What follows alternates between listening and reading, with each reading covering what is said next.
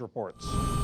The fire service said we can't put them out, and they haven't. 6 weeks now, and record temperatures across Australia twice in the past week. 2 more people killed today, that's 8 now.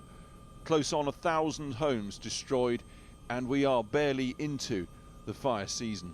New South Wales will be in a state of emergency from today for the next 7 days. The Australian government insists Mr Morrison is receiving hourly updates on the fire crisis, and his deputy is in place handling the situation. In the east, hectares turn into ash hour by hour. In the interior now, Indigenous leaders in Australia say their ancient homelands are becoming uninhabitable. We want to be listened to. We want a future. Our bushfire season is creeping into spring and winter.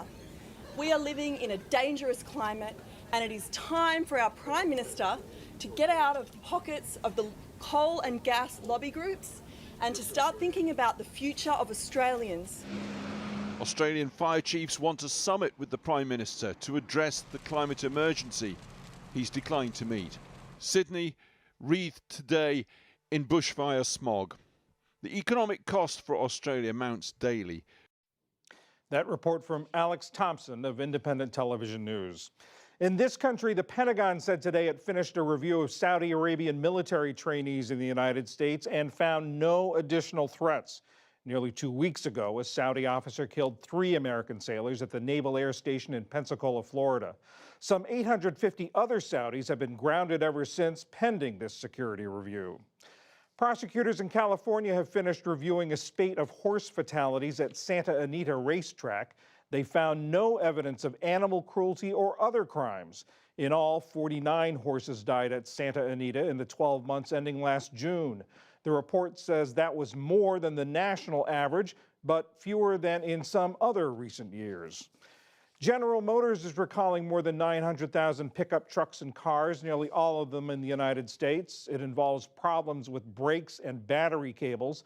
The affected vehicles are Chevrolet Silverados and GMC Sierras from the last 2 model years, plus Cadillac CT6 sedans from 2019. And on Wall Street, upbeat earnings reports push stocks higher. The Dow Jones Industrial Average gained 137 points to close near 27,377.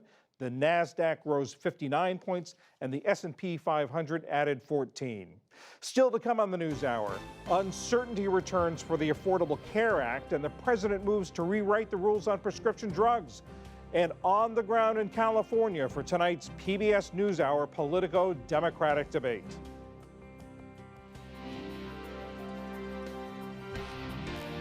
This is the PBS NewsHour from WETA Studios in Washington and in the West from the Walter Cronkite School of Journalism at Arizona State University. Since its creation, there has been no let-up in the fight over Obamacare. As William Brangham reports, a federal appeals court has likely ensured it will be an issue in the 2020 campaign and beyond. That's right, John. A federal appeals court struck down the individual insurance mandate that was a key part of the Affordable Care Act. But the court avoided making a broader decision on whether, in the absence of the individual mandate, the entire law should be invalidated. Instead, the judges kicked it back to a lower court in Texas to look at that question again. Most observers believe Obamacare will eventually make its way back to the Supreme Court for a 3rd time, but likely not before the coming presidential election. Julie Rovner of Kaiser Health News is here to help us understand what this all means. So what does all of this mean? The court says, okay, the mandate is a no-go. What does this mean? Well, what it means now for people who are covered under the federal health law is not very much, because everybody says that it will continue to be enforced until this is resolved. Basically what it does, though, is, as you say, it creates a lot more uncertainty for the law. It is possible that the law could be struck down in part or in its entirety. What the judge basically found, the lower court judge had found, is that when Congress changed the law in the 2017 tax bill, it reduced the penalty for not having having insurance to zero. What the Republican attorneys general who brought this suit argued was that without that penalty, it was no longer a tax, and therefore it was no longer constitutional, because that's how it was found constitutional in 2012. And therefore, this part is unconstitutional. The lower court judge said, if this part's unconstitutional, the whole law is unconstitutional too. This court said, we're not sure about that. You go back, lower court judge, and do a more careful review of what might be allowed to stay and what would have to go. Remind us again, just that this obviously casts a huge cloud of uncertainty over the law itself, but it's not just the 20 million people who rely on getting their insurance directly through the ACA, right? That's right. The ACA has touched all parts of the U.S. healthcare system. Yes, it's directly responsible for about 20 million people who buy their own insurance through the marketplaces or who get the expanded Medicaid coverage, but it also creates a lot of new benefits for people on Medicare, for people on Medicaid, for people with private insurance. Now their adult children can stay on their health plans, they can get free preventive care. So there are lots of pieces of the health law that are now embedded into the health system. If you try to take it away, it could make a big mess. So we're waiting to see what this court in Texas does. Meanwhile, the Attorney General of California is part of this multi-state sort of protection effort to try to keep the ACA intact. They're trying to push this to the Supreme Court quickly, right? Explain what's going on in that. That's right. This is Attorney General Javier Becerra from California, who said last night that he planned to go straight to the Supreme Court. It's not a sure thing that the Supreme Court would take this case at this point because it hasn't finished in the lower courts. But what he's going to argue is that this uncertainty is untenable and that the court really does need to take it up right away. And it is possible for the court to take it up right away, perhaps as soon as before the election, although that would seem to be kind of a long shot. So the idea is, though, if they think that they have a better shot at the Supreme Court now, because the Supreme Court thus far has for the most part, upheld the ACA. Well, there are the four, liberal justices who they would clearly have. And then John Roberts, of course, who was the one who has upheld the law twice now. He was the deciding vote in the 2012 case who said that because it's a tax that is constitutional. So I think they're betting that maybe they would get the four liberals and John Roberts. And who knows if they wait a couple of years what the court will look like. One of the reasons we love talking to you is because you know the policy so well, but you also know the politics of all of this. This certainly seems to force this right back into the presidential election. How do you think this shakes out? Is this a positive for the Republicans or the Democrats or both? It's a little bit of a draw. Had the judge agreed fully with the lower court judge and said that the entire law is unconstitutional, then I think the Republicans would have had a big problem, even though it wouldn't have taken effect until it goes to the Supreme Court. That would have been a much easier case for the Democrats to make, that Republicans are trying to get rid of this law. They can still make that case to some extent, but this is a little bit muddier. I think it will still be an issue going into the general election, though, regardless of whether the Supreme Court has this case before it this year. We certainly are seeing the Democrats debating not just the protection of the Affordable Care Act, but the expansion thereof. Let's turn to another issue, which is the concern over the high cost of prescription drugs. The HHS secretary just announced that they are going to start allowing states and some pharmacies and some other groups to import drugs from Canada. What is this? What's the proposal and what's the idea? This is a 20-year fight, and it's been bipartisan the whole time. Some Republicans have wanted to do it, some Democrats have wanted to do it. The idea is to basically import other countries' price controls. You get cheaper drugs from countries that have price controls. Bipartisan commissioners of the Food and Drug Administration have said, not safe. We don't really know where these drugs come from. If you go into a pharmacy in Canada and buy drugs, it's going to be safe. But if you're, importing it through the mail, you don't really know what you're getting. This is the first time an administration has said, we're going to see if we can try this, but it's very early. It's not clear whether Canada would go along with this and allow their drugs to be. They're not so eager necessarily to be our drugstore. They are not. They don't have enough drugs to supply the United States. But it's definitely one of those issues that both sides are trying to court voters on, and drug prices are a big political issue going into 2020. Is it a function of simply courting voters, or is this realistically going to be meaning cheaper drugs for people soon? If you could make it work, but obviously there are not enough drugs in Canada to supply the United States. We're a much larger country. So I have heard. Julia Rovner of Kaiser Health News, thank you. Thank you.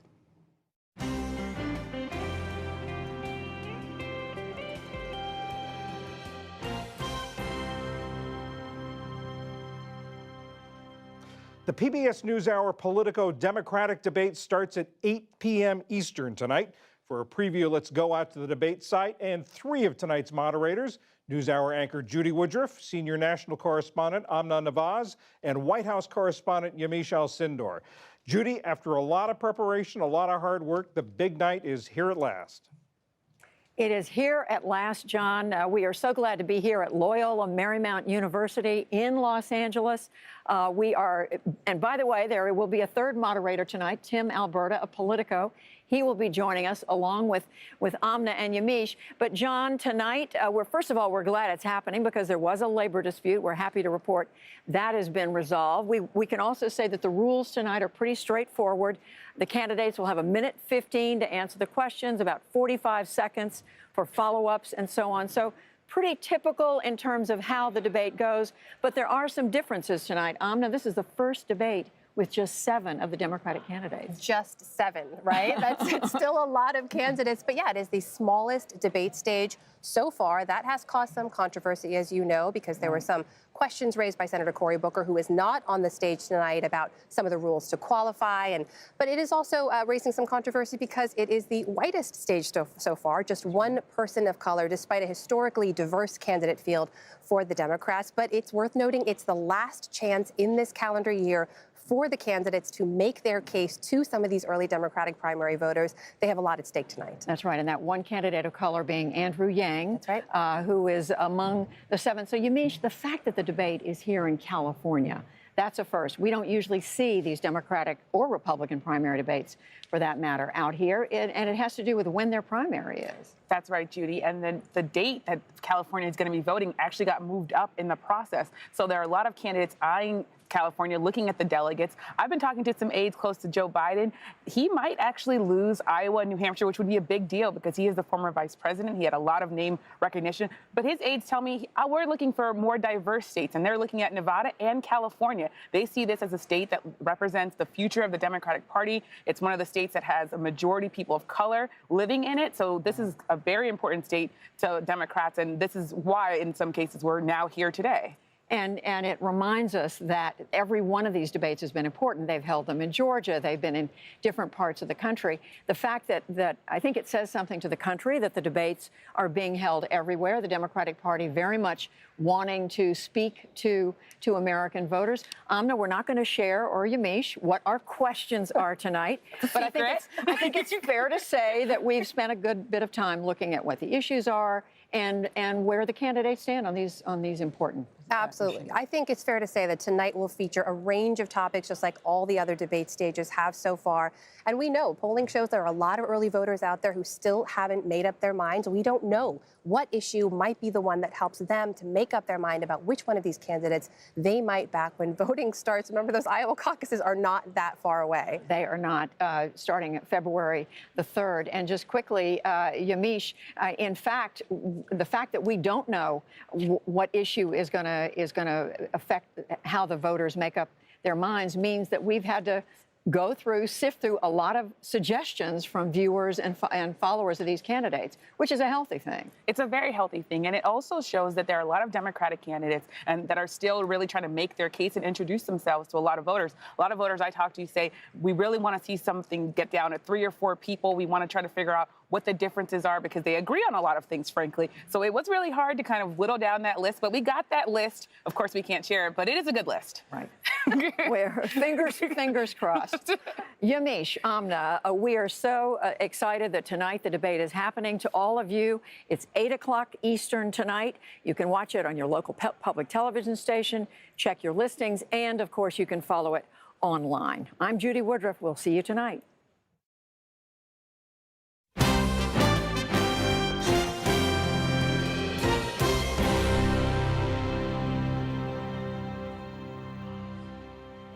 Welcome to our PBS NewsHour Politico Democratic Presidential Debate pre-show. I'm Lisa Desjardins of the PBS NewsHour here at Loyola Marymount University in Los Angeles, California, home to 9,000 students, and tonight also to 7 men and women who would like to be President of the United States.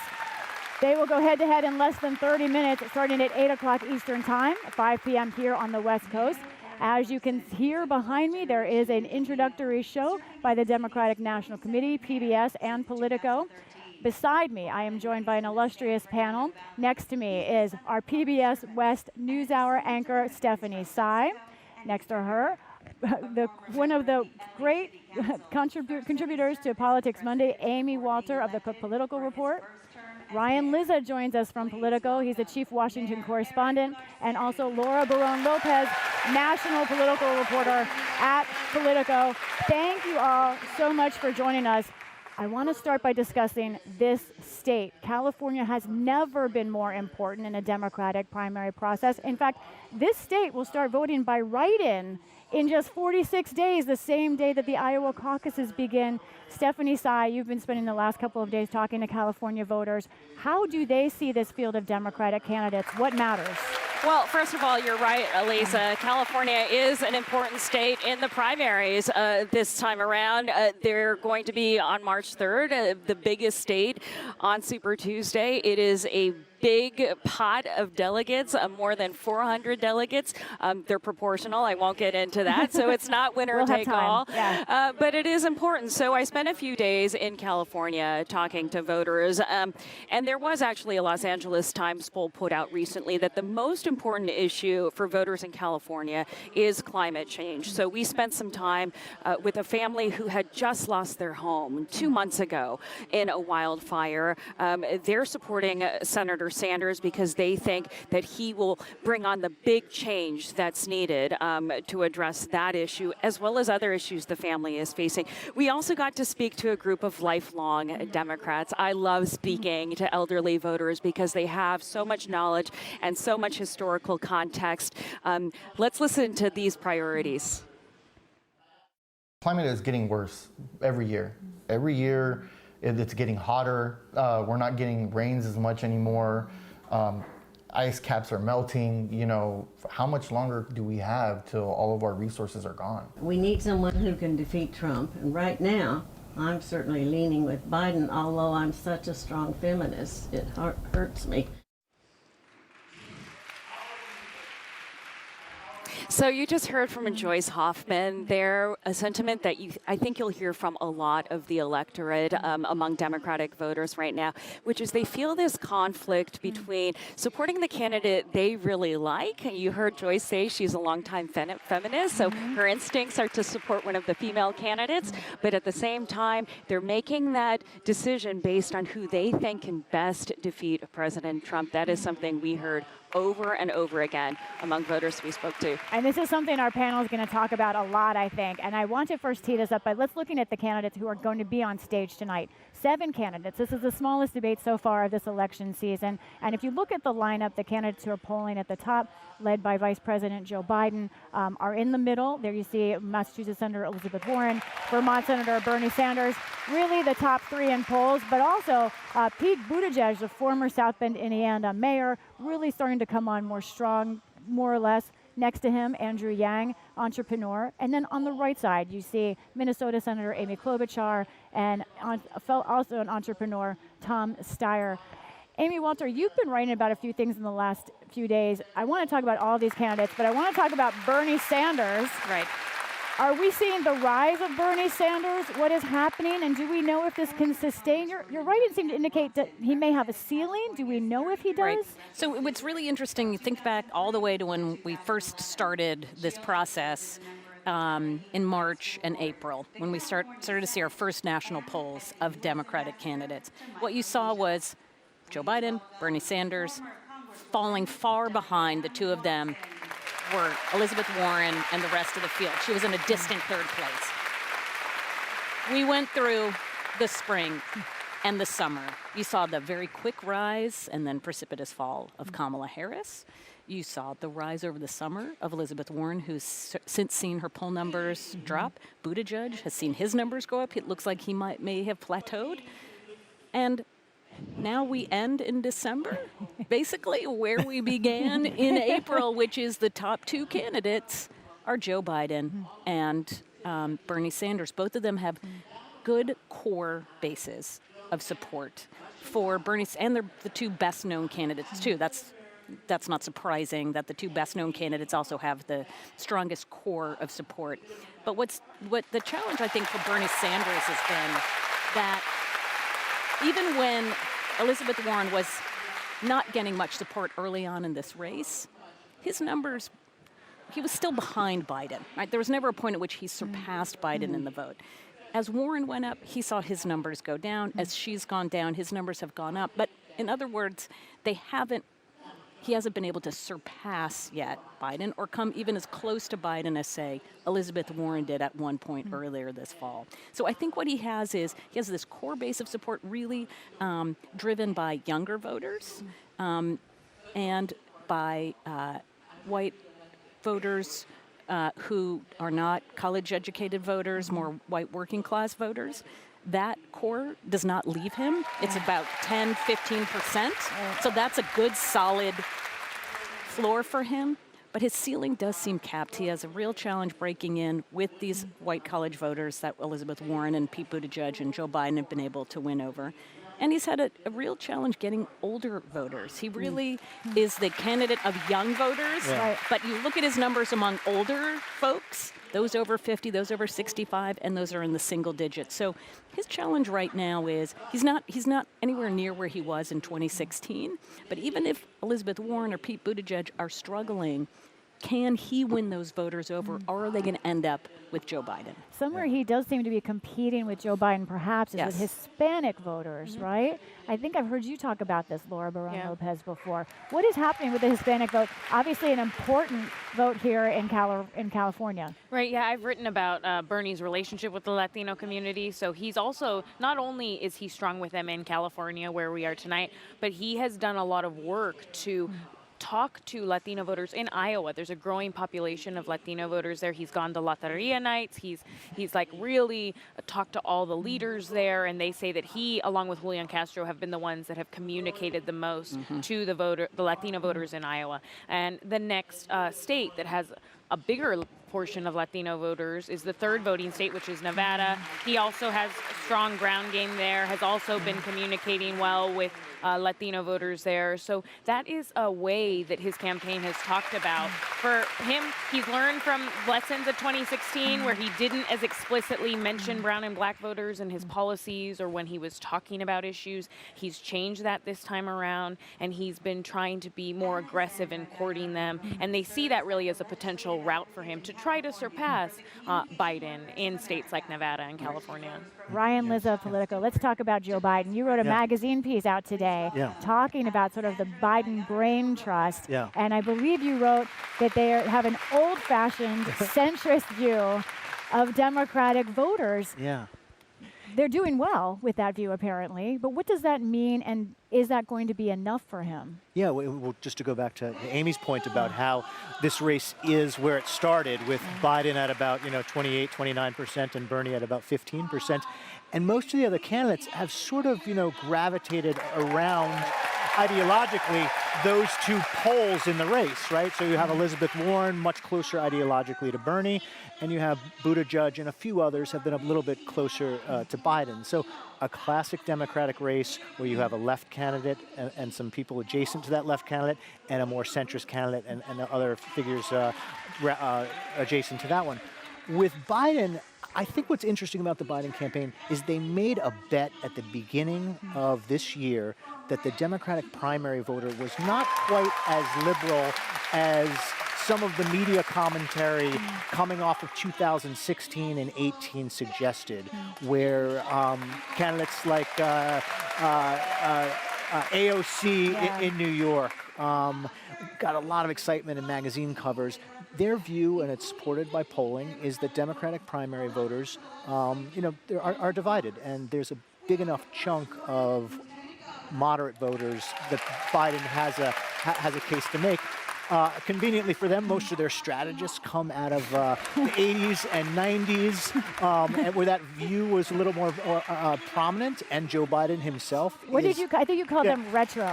No, is that code for something? Campaign? What is that code for something? Like vinyl records. And as one of Ron Klain, one of Biden's advisors, said, it would have been preposterous for Joe Biden to reinvent himself as a Bernie Sanders style left winger. So they're testing a theory here about where the heart of the Democratic primary is. The main goal we know for all of the Democrats in this country is to unseat President Trump. And we're at a time when the candidates on the stage, to some degree, are being upstaged by the Democrats in Washington and the impeachment effort. Right. Still getting more news about that tonight. The president tweeting in even the last few minutes that he wants a trial right now. My question to you, Stephanie Tsai, how much do you think impeachment overshadows or is a problem for this candidate? Is it as an opportunity? Is it something that voters are even talking about? I think, this is my opinion, after speaking to voters, it's a wash. I think voters have made their decision. Democrats generally feel like, okay, if you want to impeach the guy, go ahead, but I already know who I'm voting for, and it's not going to be President Trump.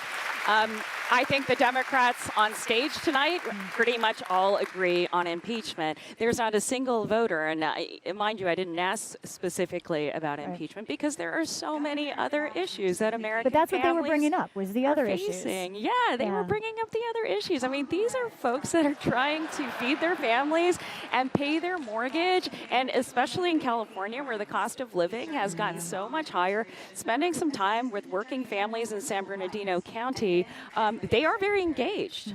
They are following the debates. They do, some of them are undecided on who they're going to vote for in the primary, that's for sure. But they're voting more on issues and personality and who they think that can beat Trump. Impeachment isn't really a factor for them.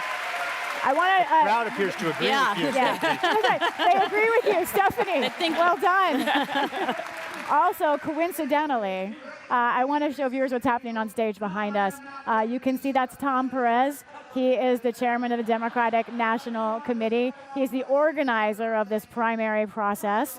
He's speaking and trying to get the crowd revved up. Amy, I want to. They agree There with we me. go. Exactly. Yes. There we go. At least there's no enthusiasm gap in this room tonight. Yeah.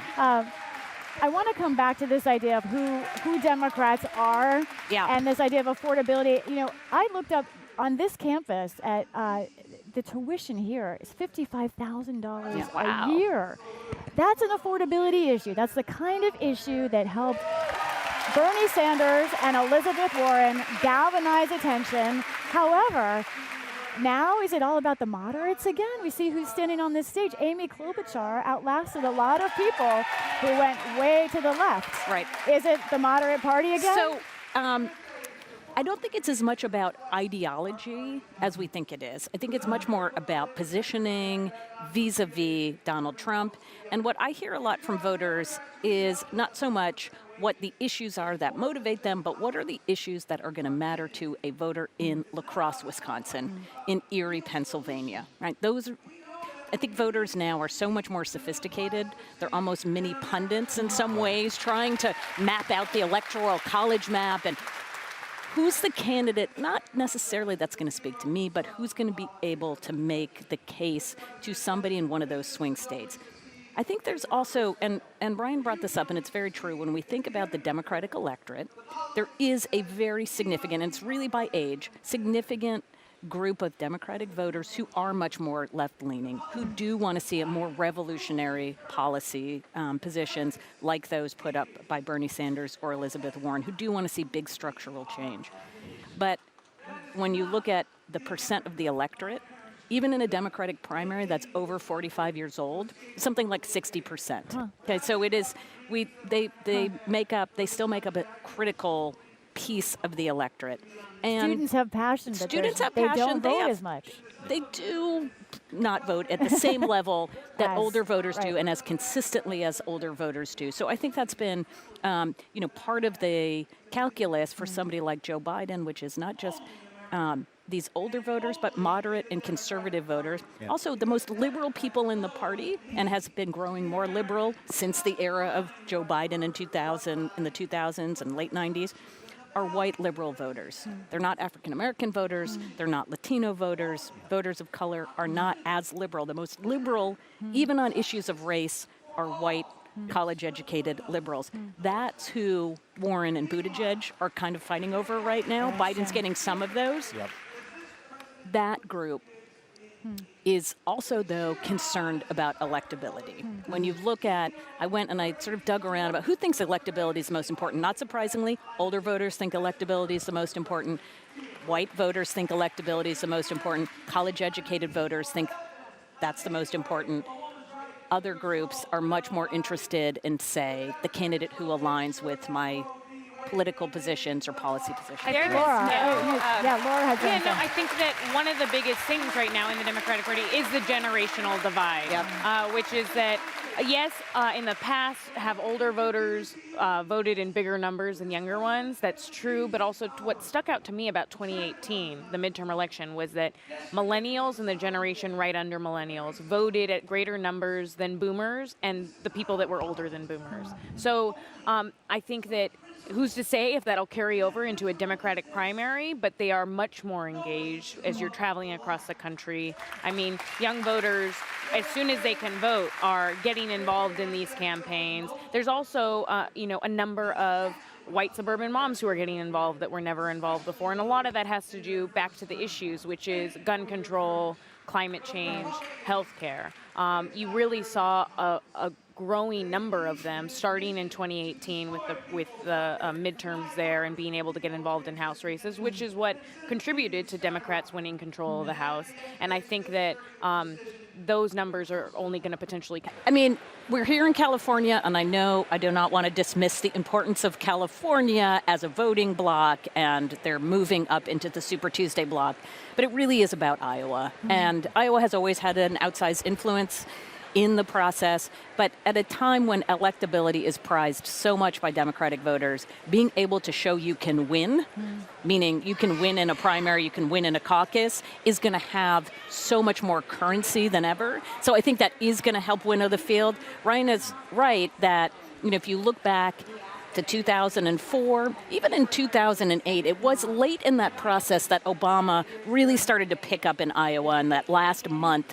So I think the most important month is going to be, between now and the middle of January, as voters are really starting to think about, voters in Iowa, who they ultimately have to choose. Once that starts, you can sort of see how momentum takes hold. And then for those people who are underneath, breaking through becomes almost impossible. Right, because in 2008, when Obama won Iowa to everyone's surprise, then that is when black voters actually started to move over to him, because they weren't with him to begin with. They were very much behind Hillary Clinton. She had a strong relationship with black voters. And so one of the big questions about Biden, given his strong relationship with the African American community, is if someone other than Biden wins Iowa and New Hampshire, what happens then to the states that follow? Do the voters there decide to change their mind and go with someone that they see who can win? Yeah, look, African American voters have gone with the winner in Democratic primaries for as long as, since the system was changed in the late 60s, early 70s. That's the key constituency. The simplest way to describe this race is the candidate who can somehow raise doubts in that community about Joe Biden, who can crack into that base of support that has just been an anchor for him all year, kept him at 30% for a year now. That's going to be the winner. The person who can show that, and what's driving that African-American support, according to the polls, is very driven by practicality. They think Biden's the most electable person to run against Trump. And the person who can crack that open, the person who can show that Biden's not as strong as he claims, it will have a chance to bring him down. Quickly, Stephanie, any voters giving you a sense they might have a dark horse they'd like?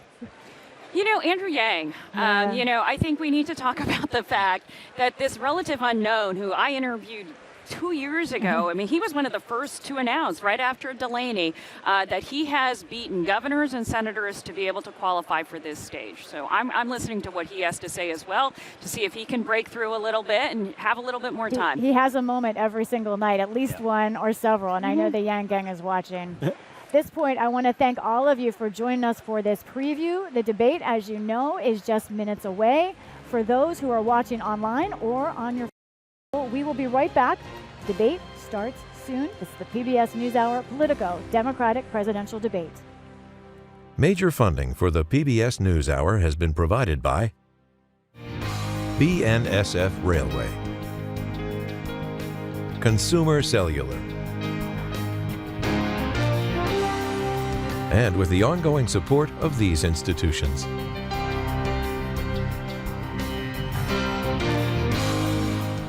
And friends of the NewsHour.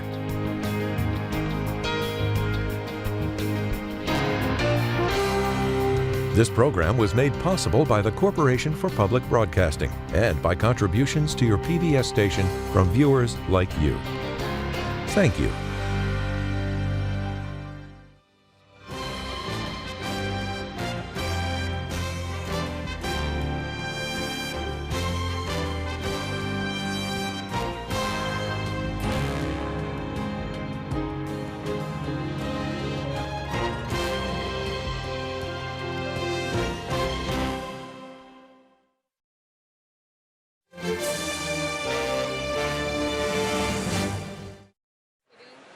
Three-minute hit.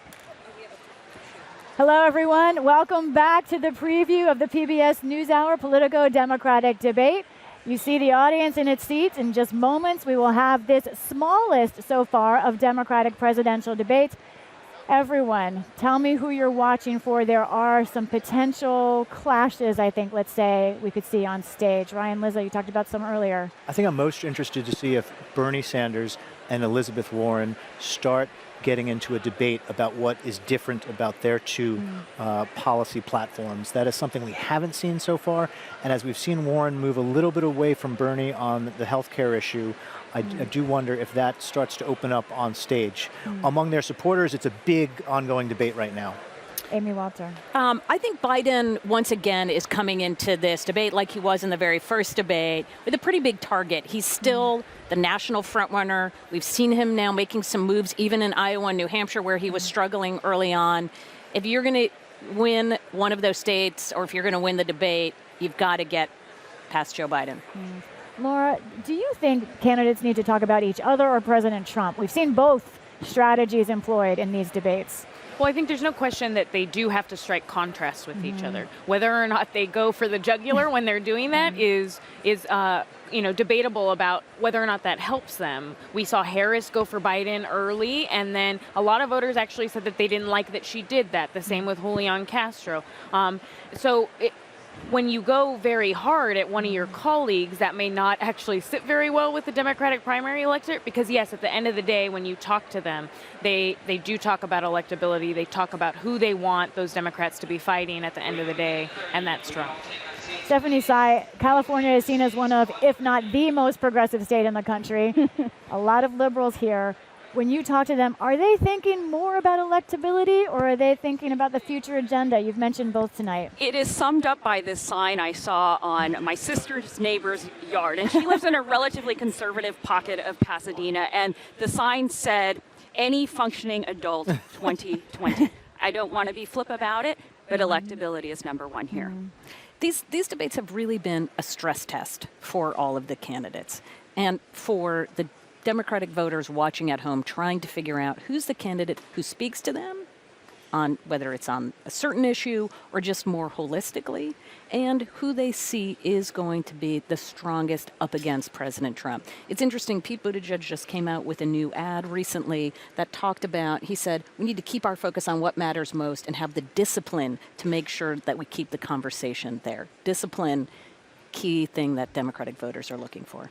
Voters themselves will decide what matters most. And tonight, our moderators from PBS NewsHour and Politico will be asking the questions. Thank you for joining us during this preview of our debate. We'll be back during the 3 big breaks happening during the debate, and join us for the post-debate program, where we'll analyze all the moments.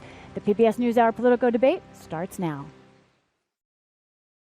Funding for this special program has been provided by...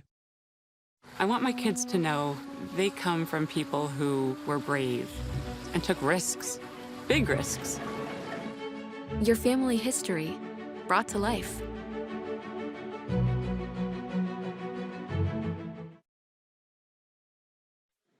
Good evening and welcome to the PBS NewsHour Politico Democratic Presidential Debate from Loyola Marymount University in Los Angeles, California.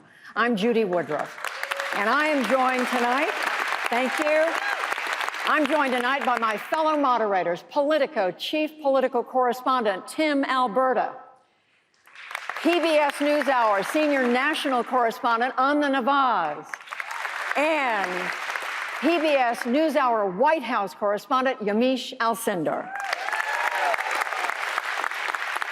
And now, please greet tonight's candidates. They are businessman Andrew Yang, South Bend, Indiana Mayor Pete Buttigieg, Massachusetts Senator Elizabeth Warren, former Vice President Joe Biden, Vermont Senator Bernie Sanders, Minnesota Senator Amy Klobuchar, and businessman Tom Steyer. Welcome to all, and we will be right back to begin the debate.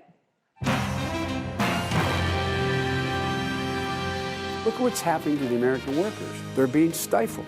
It has to end. We are the only major country on earth not to guarantee health care to all people. They want what it takes to be part of America's middle class.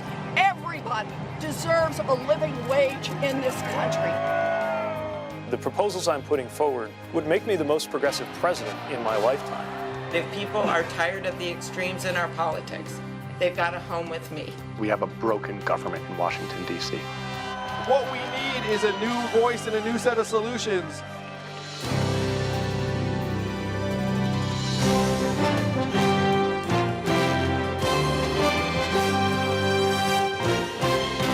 This is the PBS NewsHour Politico Democratic Debate.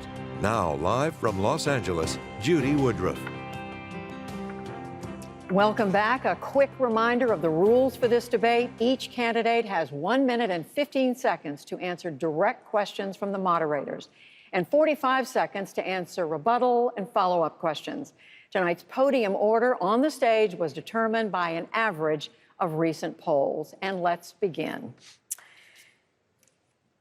To the candidates. Last night at this hour, the House of Representatives voted for only the third time in American history to impeach a president. Every one of you was in favor of this action. But unlike 1974 and President Nixon, congressional Democrats have so far not convinced a strong majority of Americans to support impeachment of President Trump. Why do you think that is, and what can you say or do differently in the coming weeks to persuade more Americans that this is the right thing to do? I want to ask all of you to respond, but to begin with Vice President Biden. Well, you know, Judy, it was a constitutional necessity for the House to act as it did. And, Trump's response to suggest that only half of the American people want to see him thrown out of office now, I find is dumbing down the presidency beyond what I even thought he would do. Is any wonder that if you look at the international polling that's been done, that the Chinese leader is rated above the American president, or that Vladimir Putin congratulated him, saying stand fast, and in fact, it was a mistake to impeach him. We need to restore the integrity of the presidency, of the office of the presidency. And it's about time we get that underway. My job, and I think the job of all of us up here, is to, in fact, well, that's not true. Some are going to be actually voting in the Senate. But my job is to just go out and make the case why he doesn't deserve to be president of the United States for another 4 years. Senator Sanders, why do you think more people are not in support of impeachment, and what else can you do? Well, Judy, what I would say is that we have a president who is a pathological liar. We have a president who is running the most corrupt administration in the modern history of this country. And we have a president who is a fraud, because during his campaign, he told working people one thing, and he ended up doing something else. I believe, and I will personally be doing this in the coming weeks and months, is making the case that we have a president who has sold out the working families of this country, who wants to cut Social Security, Medicare, and Medicaid after he promised he would not do that, and who has documentedly lied thousands of times since he is president. And the case to be made is, yeah, certainly I disagree with Trump on virtually all of his policies. But what conservatives, I think, understand is that we cannot have a president with that temperament who is dishonoring the presidency of the United States. Senator Warren, why do you think more Americans don't agree that this is the right thing to do, and what more can you say? So I see this as a constitutional moment. Last night, the president was impeached, and everyone now in the Senate who's taken a constitutional oath to uphold our Constitution, and that doesn't mean loyalty to an individual. It doesn't mean loyalty to a political party. It means loyalty to our country, and that vote will play out over the next several weeks. But the way I see this is we've now seen the impact of corruption, and that's what's clearly on the stage in 2020, is how we are going to run against the most corrupt president in living history. You know, this president has made corruption originally his argument that he would drain the swamp. And yet he came to Washington, broke that promise, and has done everything he can for the wealthy and the well-connected, from tax breaks to ambassadorships. We have to prosecute the case against him, and that means we need a candidate for president who can draw the sharpest distinction between the corruption of the Trump administration and a Democrat who is willing to get out and fight, not for the well-connected, but to fight for everyone. That's why I'm in this race. Senator Klobuchar. Senator Klobuchar, what argument can you make to persuade more Americans this is the right thing? Let me make the case to the American people. As a wise judge said, the president is not king in America. The law is king. And what James Madison once said when he was speaking out at the Constitutional Convention, and by the way, I think he's a pretty good size for a president. He was 5'4". And what he said the reason that we have these impeachment articles in the Constitution, that the provisions are in there, is because he feared that a president would betray the trust of the American people for a foreign power. That is what happened here. Watergate, this is a global Watergate. In the case of Watergate, a paranoid president facing election looked for dirt on a political opponent. He did it by getting people to break in. This president did it by calling a foreign leader to look for dirt on a political opponent. And I would make this case. As we face this trial in the Senate, if the president claims that he is so innocent, then why doesn't he have all the president's men testify? Richard Nixon had his top people testify. We should be hearing from Mulvaney, who is the one, under oath, witnesses have said that Mulvaney is the one that said, okay, we're going to withhold this aid to a fledgling democracy to get dirt on a political opponent. We should hear from Bolton, who told his own staff to go see a lawyer after they met with the president. That is the case. If President Trump thinks that he should not be impeached, he should be not scared to put forward his own witnesses. Mayor Buttigieg. Mayor Buttigieg, what additional argument can you make to the American people? At the end of the day, this is beyond public opinion. This is beyond polls. This is beyond politics. The president left the House with no choice. And I think a lot of us are watching this process, watching Washington go through the motions, and not expecting much but a foregone conclusion when it gets to the Senate. But we cannot give in to that sense of helplessness, because that's what they want. They want us to be taken in by that cynicism to where we give up on the process altogether. Meanwhile, their allies are laughing all the way to the bank as we see policies that let giant corporations, some of which made billions in profits, pay not just zero, but as we've recently learned, negative taxes, all while they block policies that would actually boost wages for working Americans. But here's the good news. It's up to us. No matter what happens in the Senate, it is up to us in 2020. This is our chance to refuse to be taken in by the helplessness, to refuse and reject the cynicism. That is what this presidential election is about. It is what my campaign is about, our opportunity in 2020, no matter what happens in Washington, as a country, to change the course of this nation for the better. Mr. Yang, what more? I'm over here. Mr. Yang, what more can you say Judy. to the American people? Judy, I'm sorry, Mr. Steyer. I'm sorry. Well, let me remind everyone that I'm the person who started the need to impeach movement over 2 years ago. Because I believe what counts here is actually the American people's opinion. Over 8.5 million signed that petition and dragged Washington into the idea that actually the most corrupt president in American history, it's not a question of political expediency, it's not a question of political tactics, it's a question of right and wrong. So now when we look what's going on, I actually agree with Senator Klobuchar. The question here is, if we want the American people to understand what's going on, we need to have the administration officials testify on TV so we can judge. The court that counts here is the court of public opinion. The American people deserve to see the truth of these administration officials testifying under oath so we can make up our mind. If we want Republican senators to do the right thing, we need their constituents to see the truth on TV and tell them, get rid of this guy or we'll get rid of you. That's what I believe in. I'm a believer in the grassroots as an outsider, getting the American people's voice to count. That's who I trust, and that's who I trust now. Mr. Yang. It's clear why Americans can't agree on impeachment. We're getting our news from different sources, and it's making it hard for us even to agree on basic facts. Congressional approval rating, last I checked, was something like 17%, and Americans don't trust the media networks to tell them the truth. The media networks didn't do us any favors by missing the reason why Donald Trump became our president in the first place. If you turn on cable network news today, you would think he's our president because of some combination of Russia, racism, Facebook, Hillary Clinton, and emails all mixed together. But Americans around the country know different.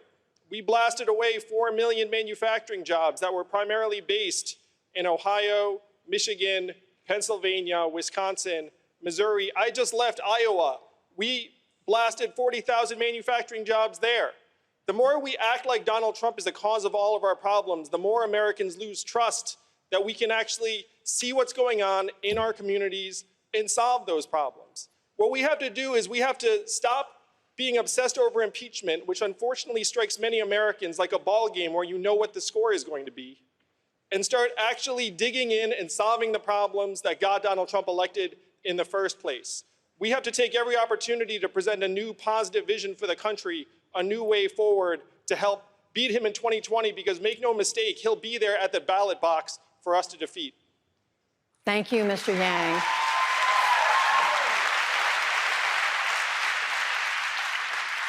Let's turn now to an issue that is on the minds of all Americans, and that is the economy. Senator Sanders, today the House of Representatives voted for a new bipartisan trade agreement among the United States, Canada, and Mexico. It was supported by union-friendly leaders like Speaker Nancy Pelosi and big labor groups like the AFL-CIO. They say it is going to be a big job creator. Senator, my question is, will you support this deal? And if not, why not? Judy, you're talking to somebody who, unlike some of my colleagues here, voted against NAFTA, voted against PNCR with China, two agreements that cost us over 4 million decent-paying jobs. Now, I don't agree with your statement that people think this is going to be a great job creator. This is a modest improvement over what we have right now. It would allow, hopefully, Mexican workers to organize into unions, independent unions, and be able to negotiate decent contracts. But at the end of the day, in my view, it is not going to stop outsourcing. It is not going to stop corporations from moving to Mexico, where manufacturing workers make less than $2 an hour. What we need is a trade policy that stands up for workers, stands up for farmers, and by the way, the word climate change, to the best of my knowledge, is not discussed in this new NAFTA agreement at all, which is an outrage. So no, I will not be voting for this agreement, although it makes some modest improvements. Senator Klobuchar? I have a different view. I'll go with my friend Sherrod Brown, who has voted against every trade agreement that's come in front of him, and he's voting for this, and I am too. And the reason I am voting for it is that I believe that we have a change with this agreement. I would not have voted for the agreement that President Trump put forward, but we've got better labor standards, better environmental standards, and a better deal when it comes to the pharmaceutical provision, which I also opposed. 95% of our customers are outside of our borders, and we have to make sure that we have trade agreements that are more fair, because if we can encourage work made in America, every time you hold something in your hand that says made in America, it is the ingenuity of our workers. It is the quality of a product. It is equality of our workers, and it is the hopes and dreams of the American people. I think this agreement, while Senator Sanders is correct, there are some issues with it, is much better than the one originally proposed. And for those farmers in the Midwest, and for those people that have been hurt by the fact that we will not have a trade segment with Mexico and with Canada and the United States, I think that this is a much better deal. All right, we can pull some of your, I see some other hands up. I want to move to the next question, and you can bring in, I think, your points with this. But this one I'm going to initially address to Vice President Biden, and that is the overall U.S. economy right now looks strong. The unemployment rate is at historic lows. Unemployment among African Americans is down. The markets are booming. Wages, while not growing as much as many would like, they're still doing about as well as they were in the Obama-Biden era. My question to you, Mr. Vice President, is what is your argument to the voter watching this debate tonight who may not like everything President Trump does, but they really like this economy and they don't know why they should make a change? Well, I don't think they really do like the economy. Go back and talk to the old neighbors in the middle-class neighborhood you grew up in. The middle class is getting killed. The middle class is getting crushed, and the working class has no way up as a consequence of that. You have, for example, farmers in the Midwest, 40% of them couldn't pay their bills last year. You have most Americans, if they received a bill for $400 or more, they'd have to sell something or borrow the money. The middle class is behind the eight ball. We have to make sure that they have an even shot. We have to eliminate a significant number of these god-awful tax cuts that were given to the very wealthy. We have to invest in education. We have to invest in health care. We have to invest in those things that make a difference in the lives of middle-class people so they can maintain their standard of living. That's not being done. And the idea that we're growing, we're not growing. The wealthy, very wealthy are growing. Ordinary people are not growing. They are not happy with where they are, and that's why we must change this presidency now. Mayor Buttigieg, is that your assessment? Yes, where I live, folks aren't measuring the economy by how the Dow Jones is looking, measuring the economy by how they're doing. When you're doing the bills at the end of the month at your kitchen table, and you find that even if your wages have gone up, it's not nearly going as fast as the cost of health and housing. This economy is not working for most of us, for the middle class, and I know you're only ever supposed to say middle class and not poor in politics, but we've got to talk about poverty in this country. There is not one county in the United States of America where someone working full-time at the minimum wage can afford a two-bedroom apartment. In most places, not even a one-bedroom apartment. The biggest problem in our economy is simple. People are not getting paid enough. That is not the result of some mysterious cosmic force. It's the result of bad policy, and we've got to change it by raising wages and empowering workers. Mr. Yang. GDP and corporate profits are at record highs in America today. Also at record highs, depression, financial insecurity, student loan debt, even suicides and drug overdoses. It has gotten so bad that our life expectancy as a country has declined for the last 3 years because suicides and drug overdoses have overtaken vehicle deaths for the first time in American history. The fact is, this unemployment rate and GDP have very little relationship with people's lived experience on the ground. If you're a recent college graduate, you have a 40% chance of doing a job that doesn't require a college degree. That doesn't show up in the headline unemployment rate, nor does all of the families that are working 2 or 3 jobs to get by. Senator Warren, you have your hand up. I do. And I have a question for you. Well, I want to ask this question. Go ahead. Because here's the problem. I'm proud to stand on a stage with Democrats who understand that a rising GDP, rising corporate profits is not being felt by millions of families across this country. I'm proud to stand on a stage with people who see that America's middle class is being hollowed out and that working families and poor people are being left behind. What we need to talk about, though, is why that has happened. And the answer is we've got a government that works great for those with money and doesn't work for much of anyone else. We have a government that works great for giant drug companies, just not for someone trying to fill a prescription. Works great for people who want to make money at private prisons and private detention centers at our border, just not for the people whose lives are torn apart. Works great for giant oil companies that want to drill everywhere, but not for the rest of us who see climate change bearing down upon us. And when you see a government that works great for the wealthy and the well-connected and for no one else, that is corruption, pure and simple, and we need to call it out for what it is. I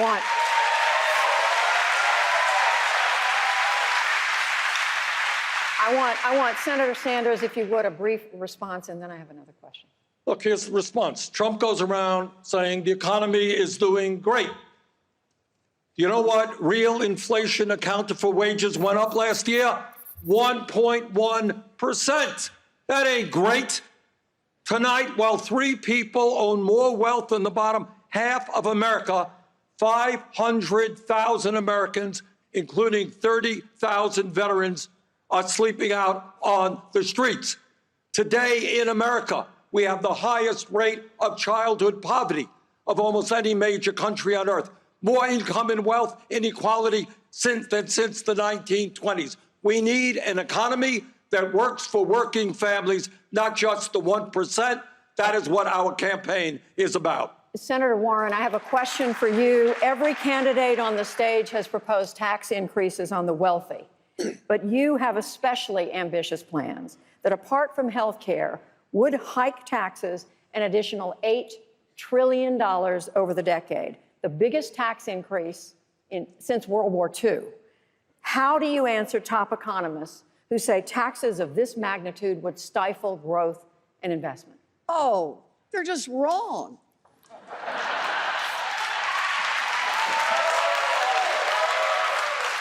Let's start with a wealth tax, the idea of a 2-cent tax on the great fortunes in this country, $50 million and above. For 2 cents, what can we do? We can invest in the rest of America. We can provide universal child care, early childhood education for every baby in this country aged 0 to 5. Universal pre-K for every 3-year-old and 4-year-old, and raise the wages of every child care worker and preschool teacher. We can do even more for our public schools, for college graduates. We can cancel student loan debt. But think about the economic impact of that. You leave 2 cents with the billionaires, they're not eating more pizzas. They're not buying more cars. We invest that 2% in early childhood education and child care. That means those babies get top-notch care. It means their mamas can finish their education. It means their mamas and their daddies can take on real jobs, harder jobs, longer hours. And we can increase productivity in this country, and we can start building this economy from the ground up. That's how we build it in small towns. That's how we build it in rural America, and that's how we build it in urban America, an economy that works not from Wall Street, but that works from Main Street. Brief responses from Mr. Steyer and Mr. Buttigieg. So let me say that I agree with Senator Warren in much of what she says. I've been for a wealth tax for over a year. I'm in favor of undoing all the tax breaks for rich people and big corporations that this administration has put through. And in addition, I've talked about equilibrating the taxes on passive investment income, which would allow us to cut taxes for 95% of Americans by 10%. But there's something else going on here that I think is really important, and that's this. We know Mr. Trump's going to run on the economy. I built a business over 30 years from scratch. We're going to have to take him on the economy in terms of growth as well as economic justice. We're going to have to be able to talk about growth, prosperity across the board for everyone in America. My experience building a business, understanding how to make that happen means I can go toe-to-toe with Mr. Trump and take him down on the economy and expose him as a fraud and a failure. And I think that's different from the other people on this stage. I think we need a different, unconventional way of attacking a different, unconventional president who actually went after the best prepared candidate in American history and beat her. Mayor Buttigieg. We're also right now, I think we're being offered a false choice. You either have to go all the way to the extreme or it's business as usual. Yes, we must deliver big ideas. And yes, taxes on wealthy individuals and on corporations are going to have to go up. We can also be smart about the promises we're making. Make sure they're promises that we can keep without the kind of taxation that economists tell us could hurt the economy. It's why, for example, I propose that we make college free for 80% of Americans, but it doesn't have to be free for the top. If you're in that top 10%, how about you pay your own tuition and we save those dollars for something else that we could spend them on that would make a big difference, whether it's infrastructure, childcare, housing, health. On issue after issue, we've got to break out of the Washington mindset that measures the bigness of an idea by how many trillions of dollars it adds to the budget, or the boldness of an idea by how many fellow Americans it can antagonize. We're going to take a short break, and we'll be right back in 2 minutes with questions from my fellow moderators.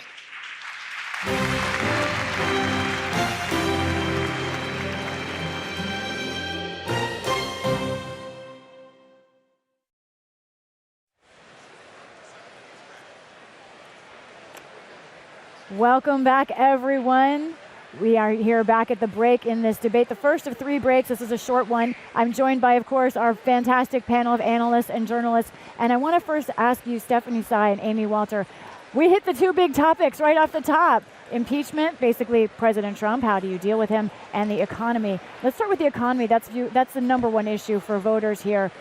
All of these candidates want $15 an hour minimum wage, at least eventually. But what differences did we hear? Anything significant? Well, the difference we heard was at the very end there with Pete Buttigieg saying, you know, we got to make sure that there are promises that we can keep. And going back, something we talked about before the debate began, this sense of breaking away from Elizabeth Warren by saying we can be big, we can be bold, we can have really progressive ideas.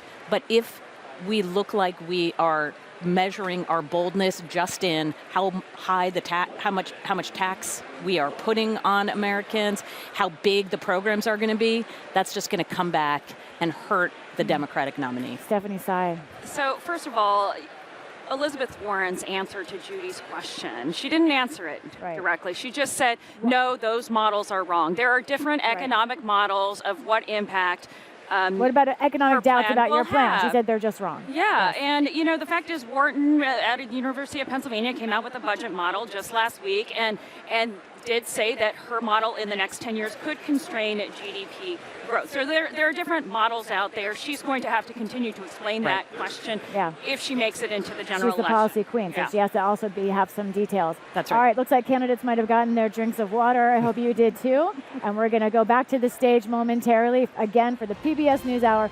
Politico-Democratic debate. Many more big issues to come. Stay tuned.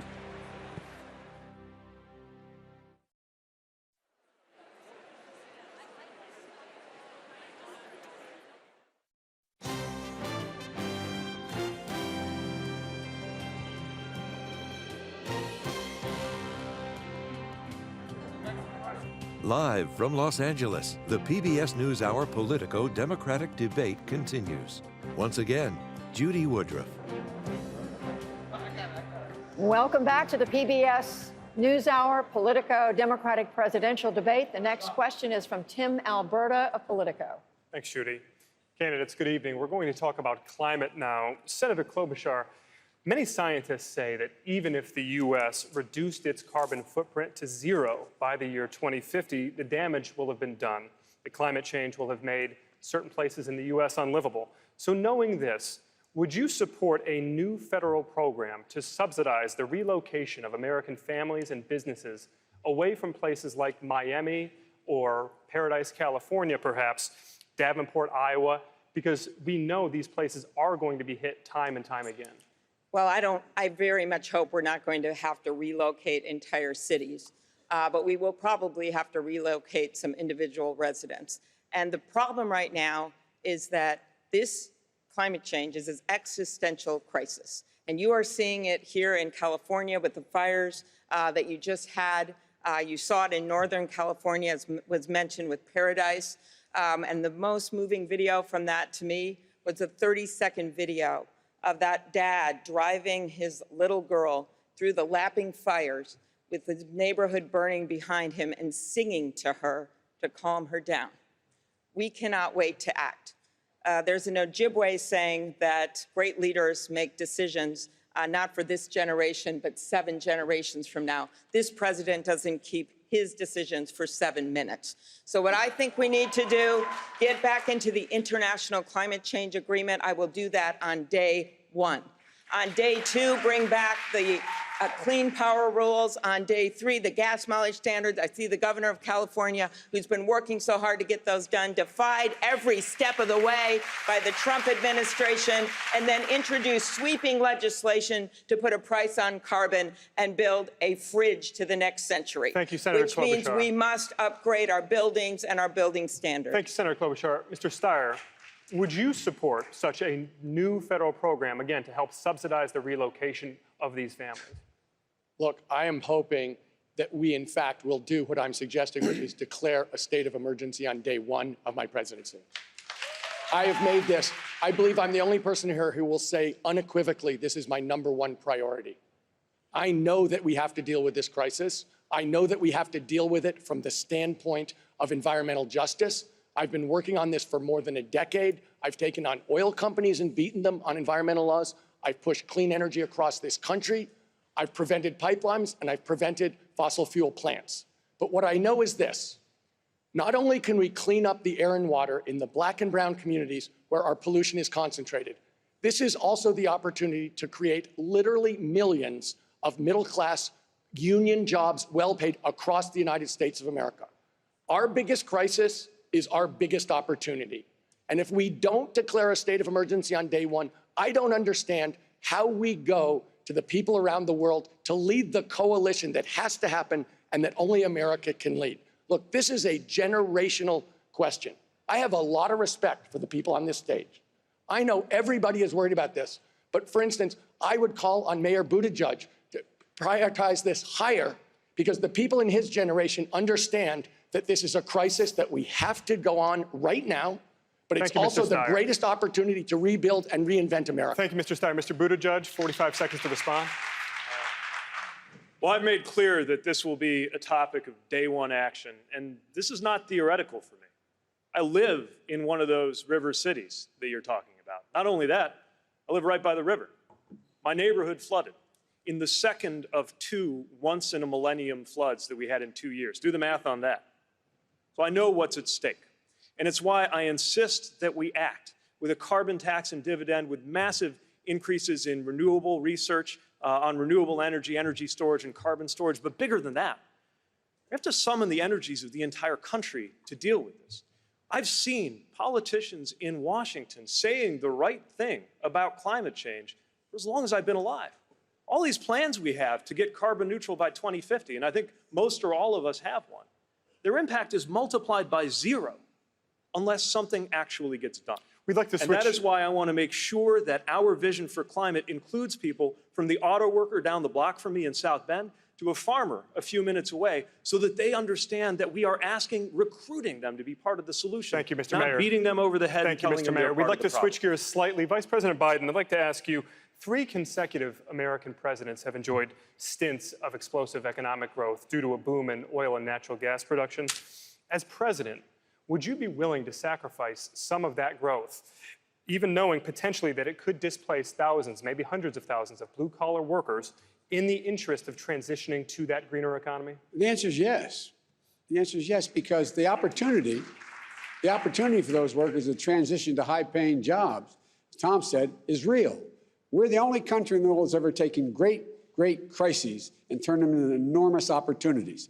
I've met with the union leaders. For example, we should, in fact, be making sure right now that every new building built is energy contained, that it doesn't leak energy, that, in fact, we should be providing tax credits for people to be able to make their homes turn to solar power, where there's all kinds of folks out here, right here in California. We're now on the verge of having batteries that are about the size of the top of this podium, that you can store energy when, in fact, the wind isn't blowing and the sun isn't shining. We have enormous opportunities. For example, you talk about, would we relocate people who, in fact, were in a position where they lost their homes? We have to not rebuild to the standard that existed before when we talk about when we come in and help people. We have to rebuild to the standard that exists today.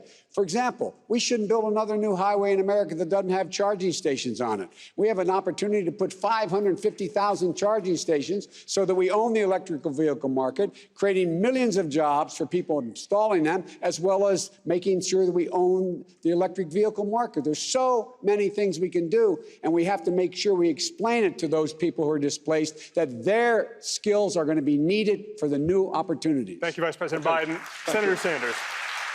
Tim, in all due respect, your question misses the mark. It is not an issue of relocating people in towns. The issue now is whether we save the planet for our children and our grandchildren. The issue, as you should know, what the scientists are telling us is they have underestimated the threat and severity of climate change. You're talking about the Paris Agreement, that's fine. Ain't enough. We have got to, and I've introduced legislation to do this, declare a national emergency. The United States has got to lead the world. And maybe, just maybe, instead of spending $1.8 trillion a year globally on weapons of destruction, maybe an American president, i.e. Bernie Sanders, can lead the world. Instead of spending money to kill each other, maybe we pool our resources and fight our common enemy, which is climate change. Thank you, Senator Sanders. Senator Warren, a new question to you, Senator Warren. Many of our Western allies rely heavily on nuclear energy because it's efficient, affordable, and virtually carbon-free. And many climate experts believe that it's impossible to realize your goal of net zero emissions by the year 2050 without utilizing nuclear energy. So can you have it both ways on this issue? So I see it right now as we've got to get the carbon, putting more carbon into the air, we've got to get the carbon out of the air and out of the water. And that means that we need to keep some of our nuclear in place. I will not build more nuclear.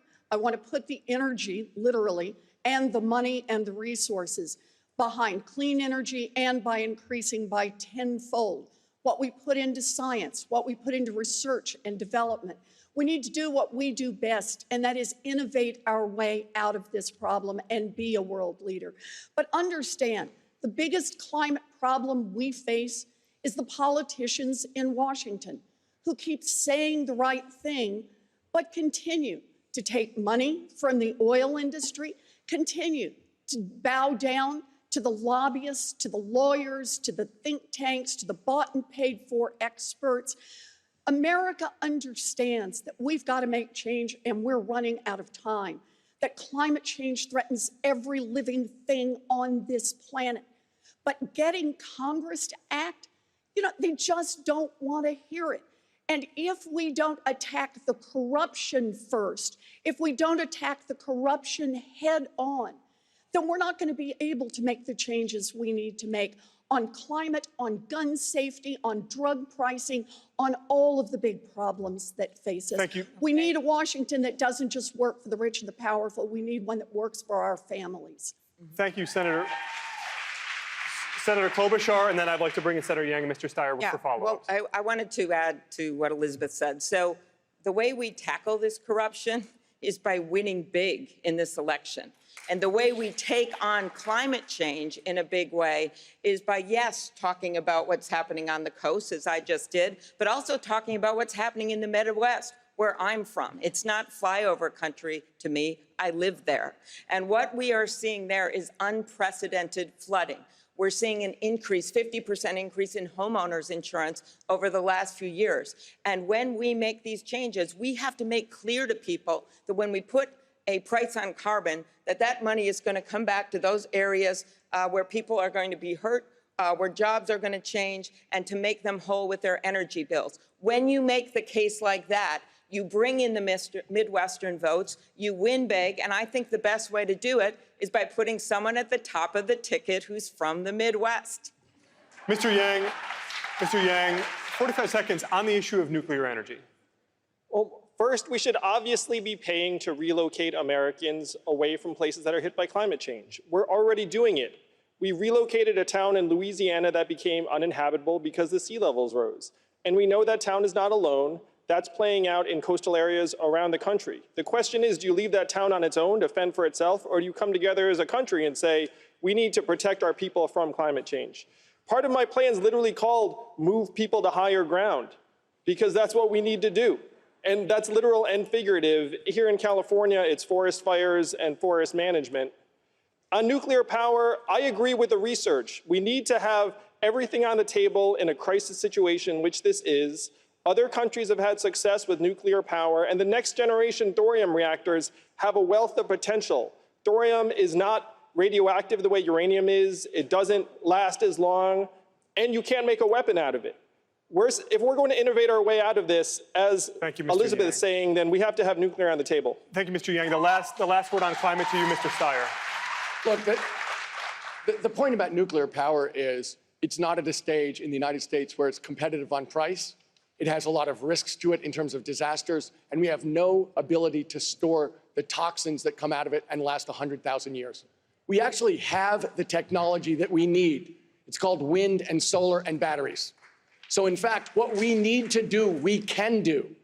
We've got to stop taking a look at this as something that we can't do, because we can do this, and we can do it in a way that rebuilds this country on an accelerated basis, creates millions of union jobs, and we come at it from the standpoint of environmental justice.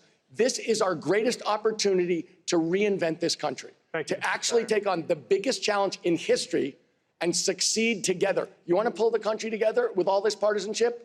Let's take on the biggest challenge in history and succeed together as a nation. That's what pulls people together. Thank you, Mr. Steyer. Amna. Thanks, Ken.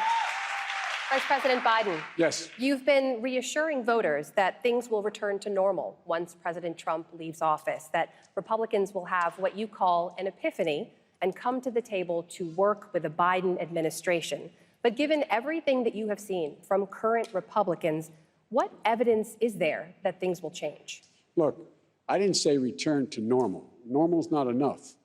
Normal, in fact, we have to move beyond normal, whether it's healthcare, the environment, whatever it is. We have to build on what we had started in our administration, and that's been interrupted very badly, number one. Number two, with Trump out of the way, it's not going to change things in a fundamental way. But what it will do is it will mean that we're in a position where he's not going to be able to intimidate the base. His base is not going to intimidate those half a dozen Republicans we may need in other things. I refuse to accept the notion, as some on this stage do, that we can never get to a place where we have cooperation again. If that's the case, we're dead as a country.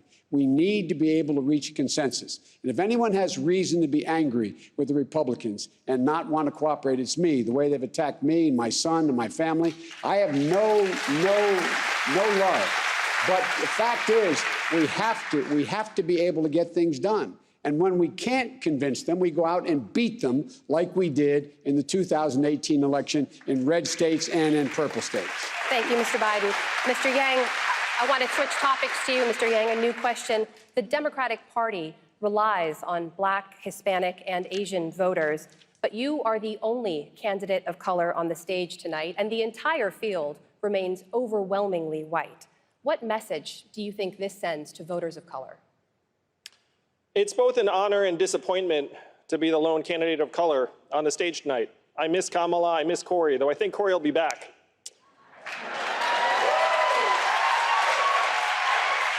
I grew up the son of immigrants, and I had many racial epithets used against me as a kid. But Black and Latinos have something much more powerful working against them than words. They have numbers. The average net worth of a Black household is only 10% that of a white household. For Latinos, it's 12%. If you're a Black woman, you're 320% more likely to die from complications in childbirth. These are the numbers that define race in our country. And the question is, why am I the lone candidate of color on this stage? Fewer than 5% of Americans donate to political campaigns. You know what you need to donate to political campaigns? Disposable income. The way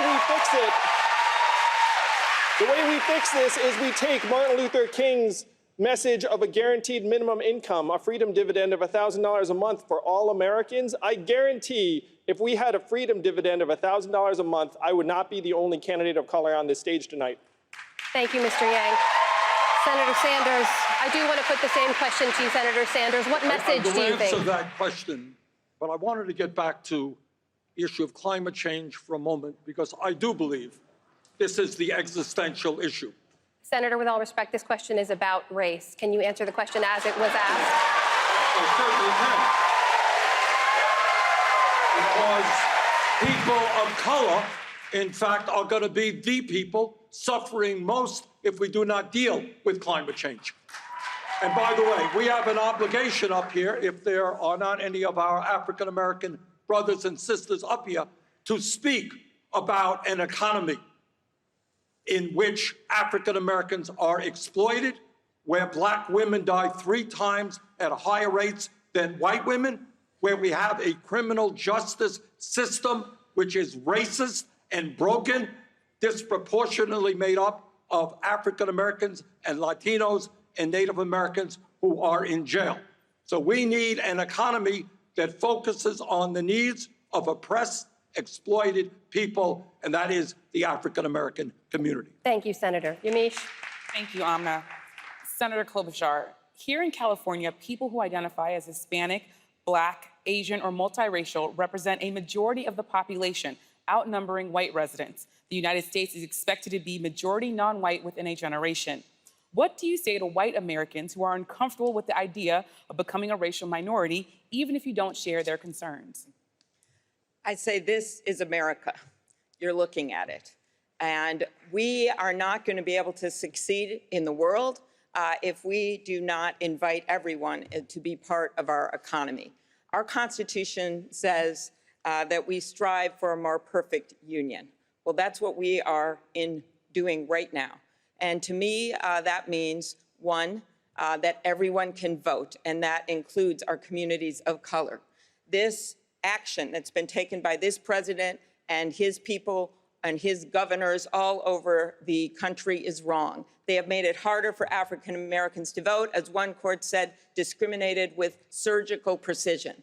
What would I do as one of the leaders on voting in the U.S. Senate? One, stop the purging. As Stacey Abrams said, you know, you do not stop having your right to assemble if you don't go to a meeting for a year. Because you don't go to a church or a synagogue or a mosque for 3 months, you don't lose your right to worship. You shouldn't lose your right to vote. I would pass, as president, my bill to register every kid in this country when they turn 18 to vote.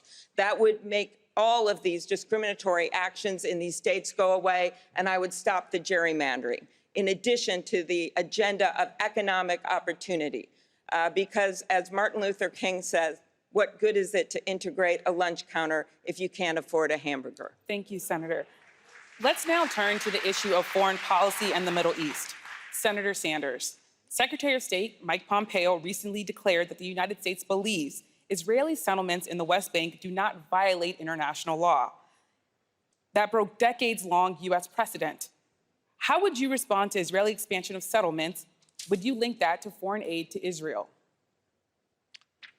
Israel has, and I say this as somebody who lived in Israel as a kid, proudly Jewish, Israel has the right not only to exist, but to exist in peace and security. But what U.S. foreign policy must be about is not just being pro-Israel, we must be pro-Palestinian as well. And whether, in my view, we must understand that right now in Israel, we have leadership under Netanyahu, who has recently, as you know, been indicted for bribery, who in my view is a racist. What we need is a level playing field in terms of the Middle East, which addresses the terrible crisis in Gaza, where 60 or 70% of the young people are unemployed. So what my foreign policy will be about is human rights, is democracy, is bringing people together in a peaceful way, trying to negotiate agreements, not endless wars with trillions of dollars of expenses. Thank you, Senator. Buttigieg. What we are seeing in the Middle East and around the world are the consequences of this president's failure, this president's refusal to lead. It's particularly disturbing in the case of Israel because he has infused domestic politics, making U.S. foreign policy choices in order to effectively interfere in Israeli domestic politics, acting as though that somehow makes him pro-Israel and pro-Jewish while welcoming white nationalists into the White House. But it's not only in the Middle East that we see the consequences of the disappearance of U.S. leadership. We see among our allies and among our adversaries, case after case, where the world is making plans on what to do, ignoring the United States because we're no longer considered reliable. It's not just the mockery at a cocktail party on the sidelines of a conference. It was the looks on the faces of the leaders at the UN as they looked at the United States president with a mixture of contempt and pity. As an American, I never again want to see the American president looked at that way by the leaders of the world. The world needs America right now, but it can't be just any America. It has to be one that is actually living up to the values that make us who we are, supporting peace, supporting democracy, supporting human rights, and supporting stability around the world. Thank you, Mayor Buttigieg. Senator Warren, President Obama pledged to close the detention camp at Guantanamo Bay, but could not. 40 prisoners remain there. Last year, U.S. taxpayers paid $540 million to keep Guantanamo open. Would you pledge to finally close the detention facility? And if elected, how will you do it? Yes, it's time to close this detention facility. It not only costs us money, it is an international embarrassment. We have to be an America that lives our values every single day. We can't be an America that stands up and asks people to fight alongside us, as we did with the Kurds in fighting ISIS, and then turn around in the blink of a tweet and say that we're turning our backs on the people who stood beside us. After that, who wants to be an ally of the United States? We have to be an America that understands the difference and recognizes the difference between our allies, the people who will work alongside us, and the dictators who would do us harm. And we need to treat our allies better than we treat the dictators. That needs to be our job as an America. We have the finest military on earth. All three of my brothers served. And we have people on this stage who have served, and I'm deeply grateful for that. Our military is strong and important, but we need to be an America that relies on our State Department, that relies on diplomacy, that relies on our economic power, and that relies on working together with the rest of the world to build a world that is sustainable environmentally and economically for everyone. Thank you, Senator Warren. Vice President Biden, why couldn't you close Guantanamo Bay? Why couldn't the Obama administration close Guantanamo Bay? We attempted to close Guantanamo Bay, but you have to have congressional authority to do it. They've kept it open. And the fact is that we, in fact, think it's the greatest, it is an advertisement for creating terror. Look, what we have done around the world in terms of keeping Guantanamo open, or what Trump has done by no longer being an honest broker in Israel, there's no solution for Israel other than a two-state solution. It does not exist. It's not possible to have a Jewish state in the Middle East without there being a two-state solution. And he has played to all the same fears and all the prejudices that exist in this country and in Israel. Bibi Netanyahu and I know one another well. He knows that I think what he's doing is outrageous. What we do is we have to put pressure constantly on the Israelis to move to a two-state solution, not withdraw physical aid from them in terms of their security. And lastly, I think that Senator Warren is correct. We have led by not the example of our power, but the power of our example. And the example we're demonstrating now is horrible. It's hurting us badly. Thank you, Vice President Biden. Judy? I want to turn to another part of the world, and that's China. Mayor Buttigieg, you have said that you think China presents more of a challenge than do your fellow candidates believe. The U.S. clearly wants China's cooperation on human rights, on climate change, on North Korea, on terrorism, and yet Americans are appalled by China's record on human rights, including the detention of over 1 million Muslim Uyghurs. Should the U.S., is my question, do more than protest and issue sanctions? Should the U.S., for example, boycott the 2022 Beijing Olympics? I think that any tool ought to be on the table, especially diplomatic, economic, and social tools like what you're describing.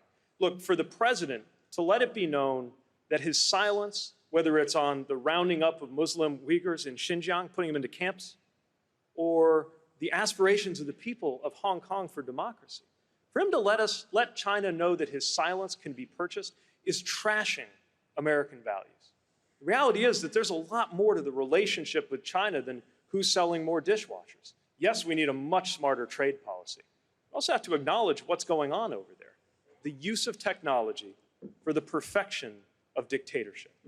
That is going to require a stronger than ever response from the U.S. in defense of democracy. But when folks out there standing up for democracy hear not a peep from the President of the United States, what message is that sending to the Chinese Communist Party?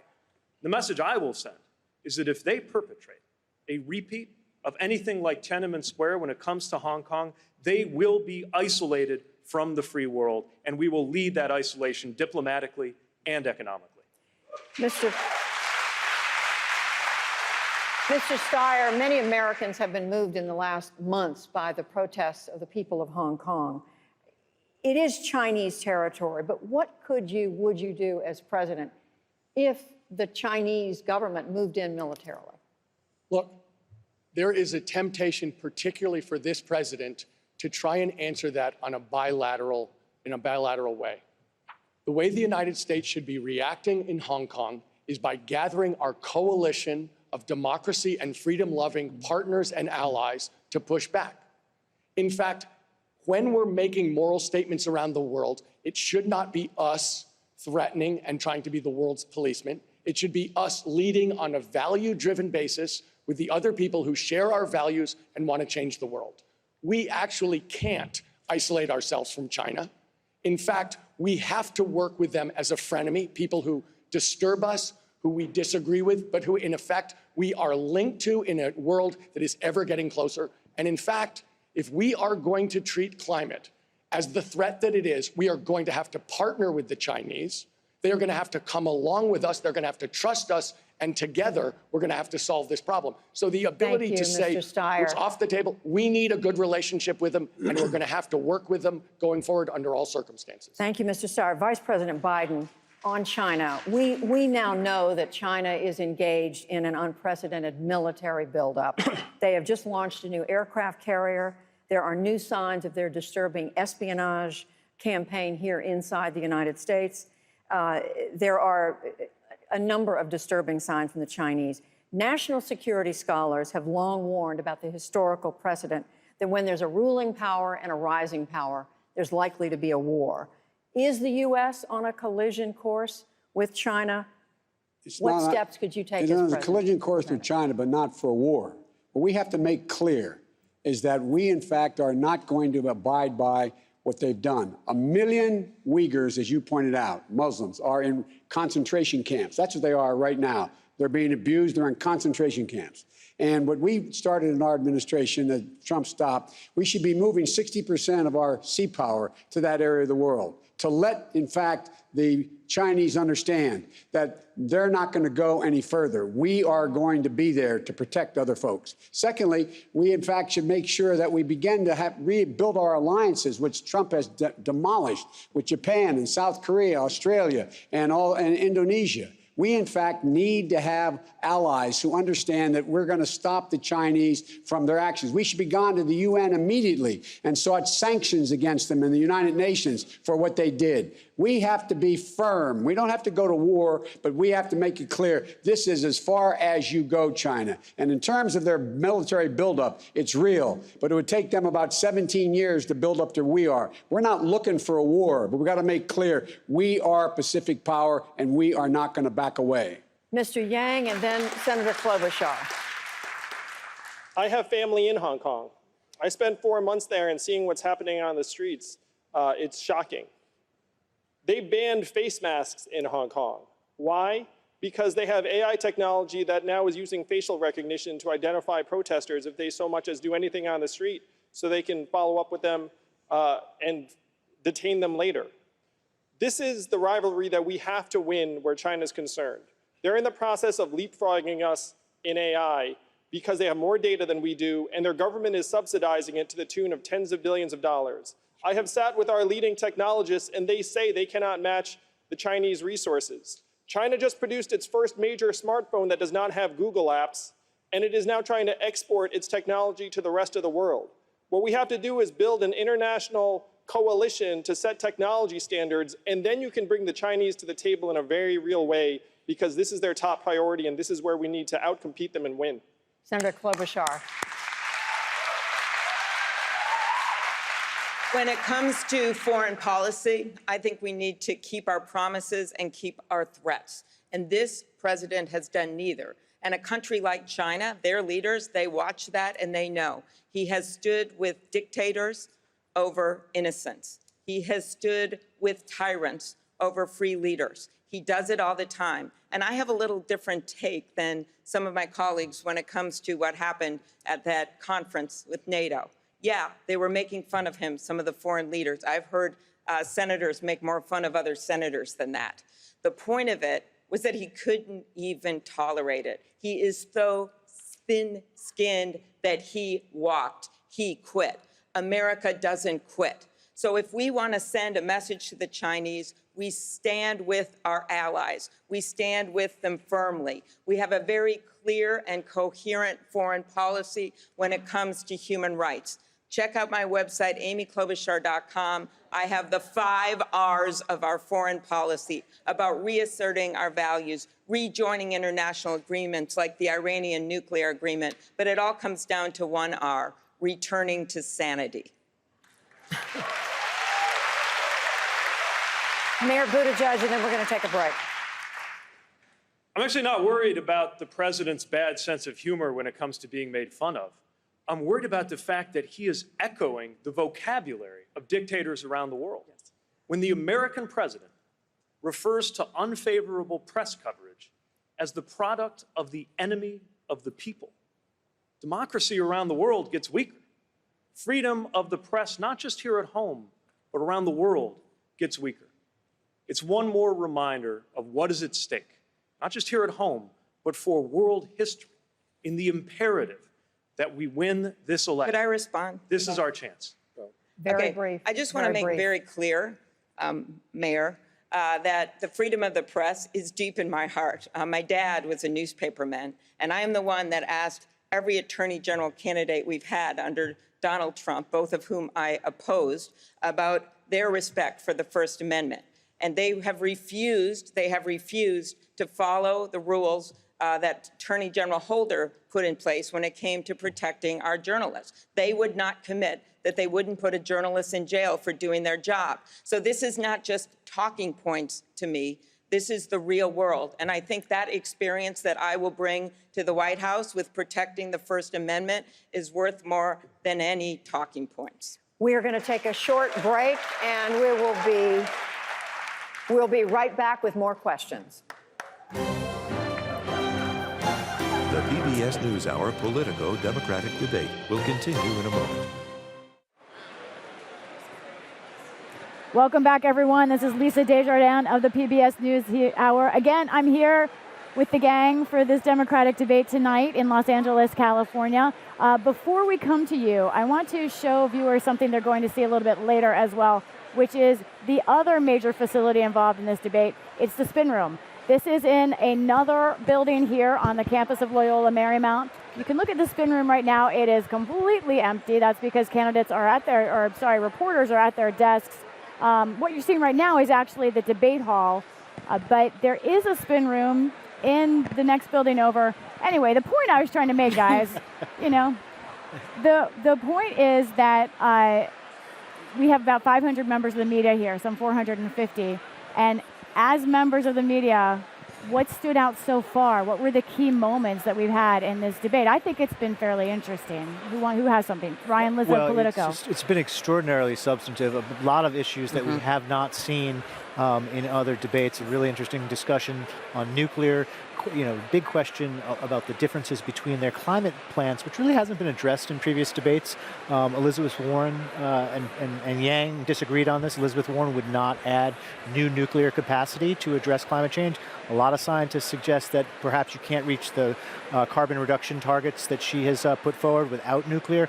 Andrew Yang, who likes to think of himself as a man of science, is okay with nuclear, is not worried about the safety issues.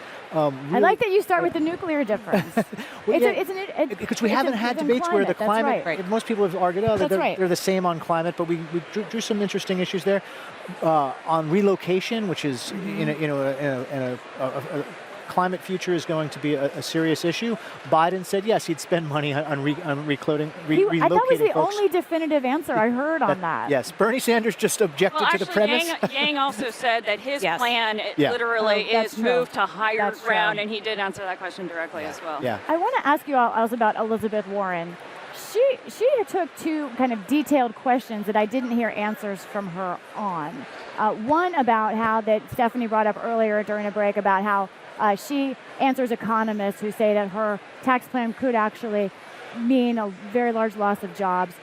She said simply they're wrong. The other was on Guantanamo Bay. She said right away, definitively, she wants to close it, but the question was how.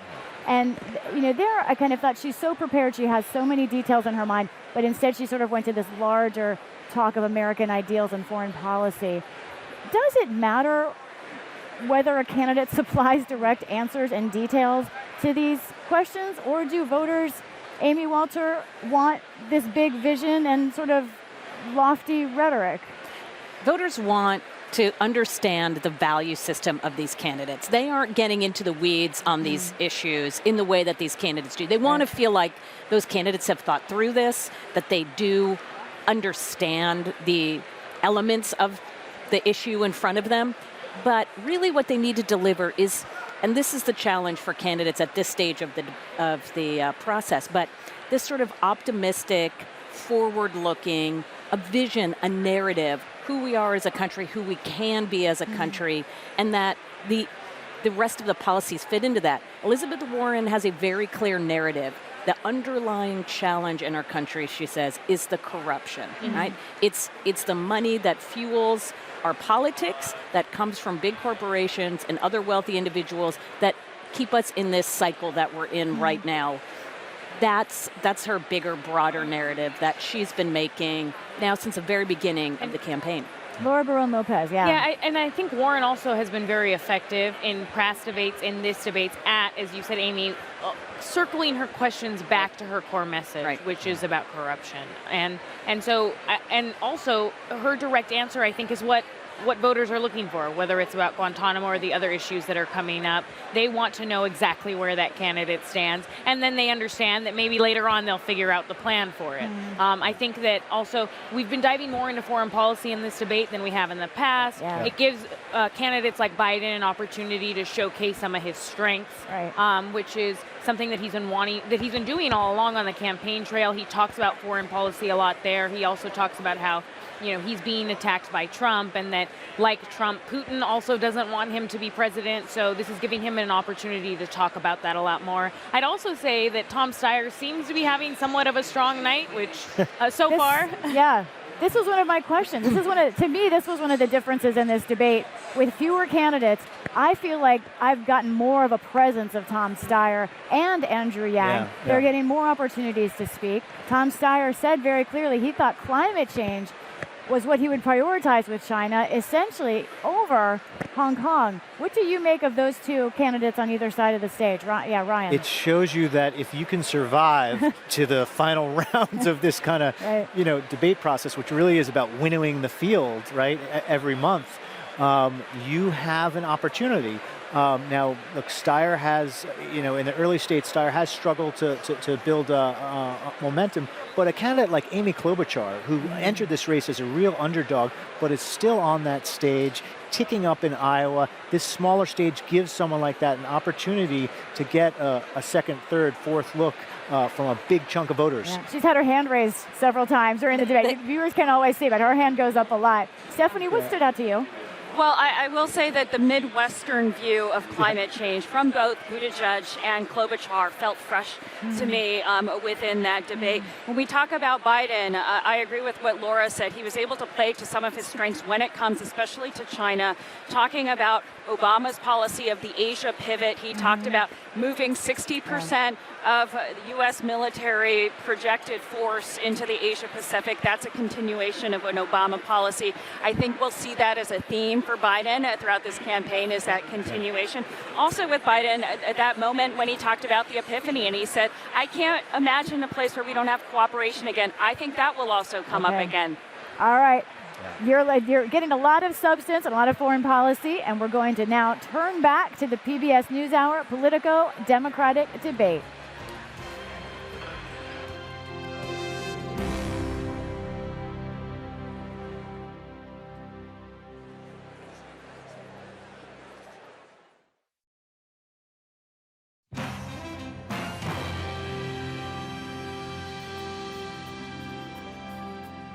Live from Los Angeles, the PBS NewsHour Politico-Democratic debate continues. Once again, Judy Woodruff. Welcome back to the PBS NewsHour Politico-Democratic presidential debate. I'm Judy Woodruff, joined by my PBS NewsHour colleagues Amna Nawaz and Yamiche Alcindor, by Tim Alberta of Politico. Now, let's turn to the next question from Tim. Thank you, Judy.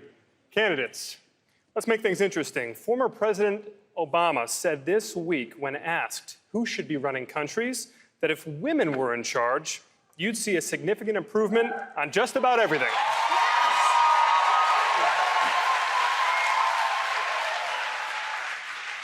He also said, quote, if you look at the world and look at the problems, it's usually old people, usually old men, not getting out of the way.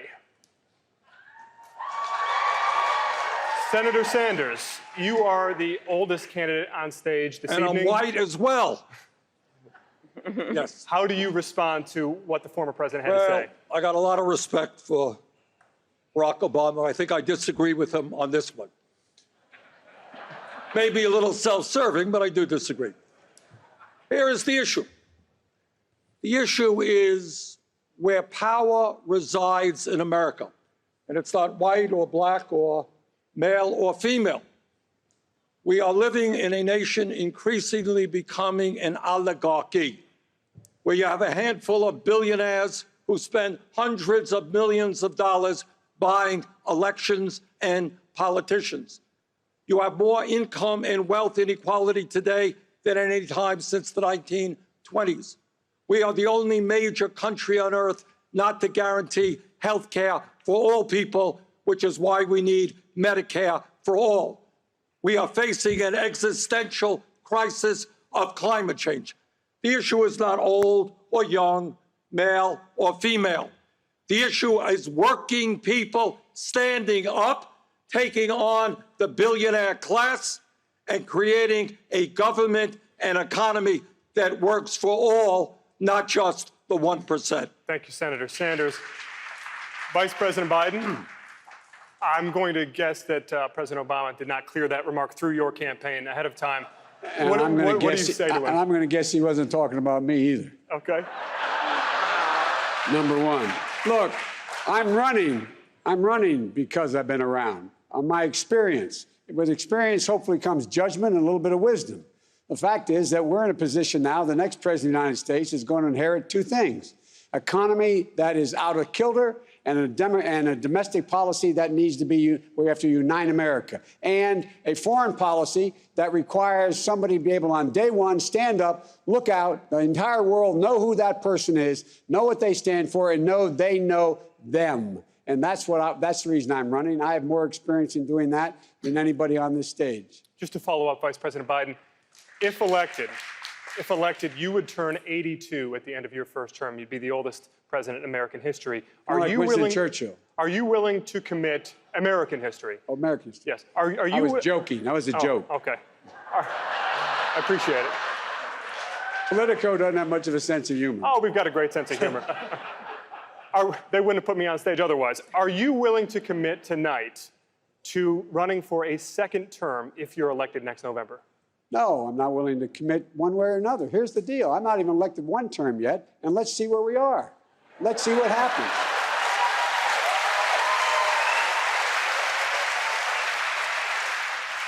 But it's a nice thought.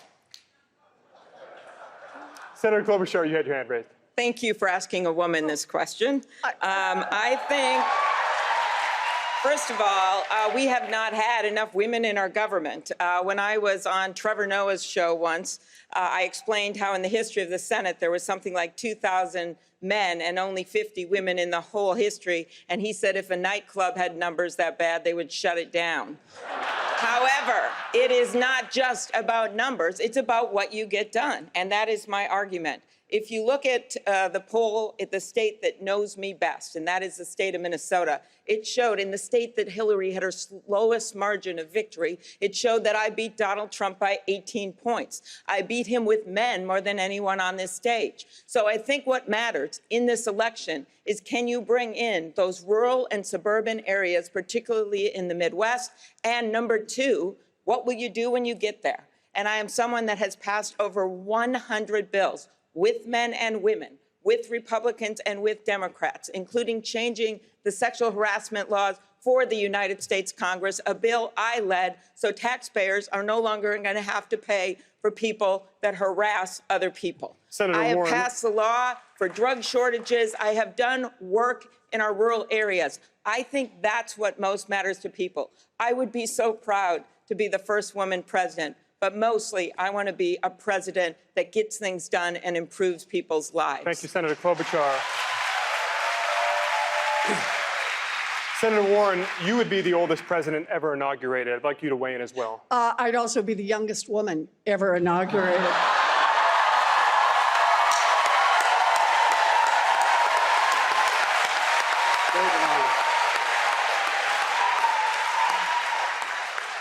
I believe that President Obama was talking about who has power in America, whose voices get heard. I believe he's talking about women and people of color and trans people and people whose voices just so often get shoved out. And for me, the best way to understand that is look at how people are running their campaigns in 2020.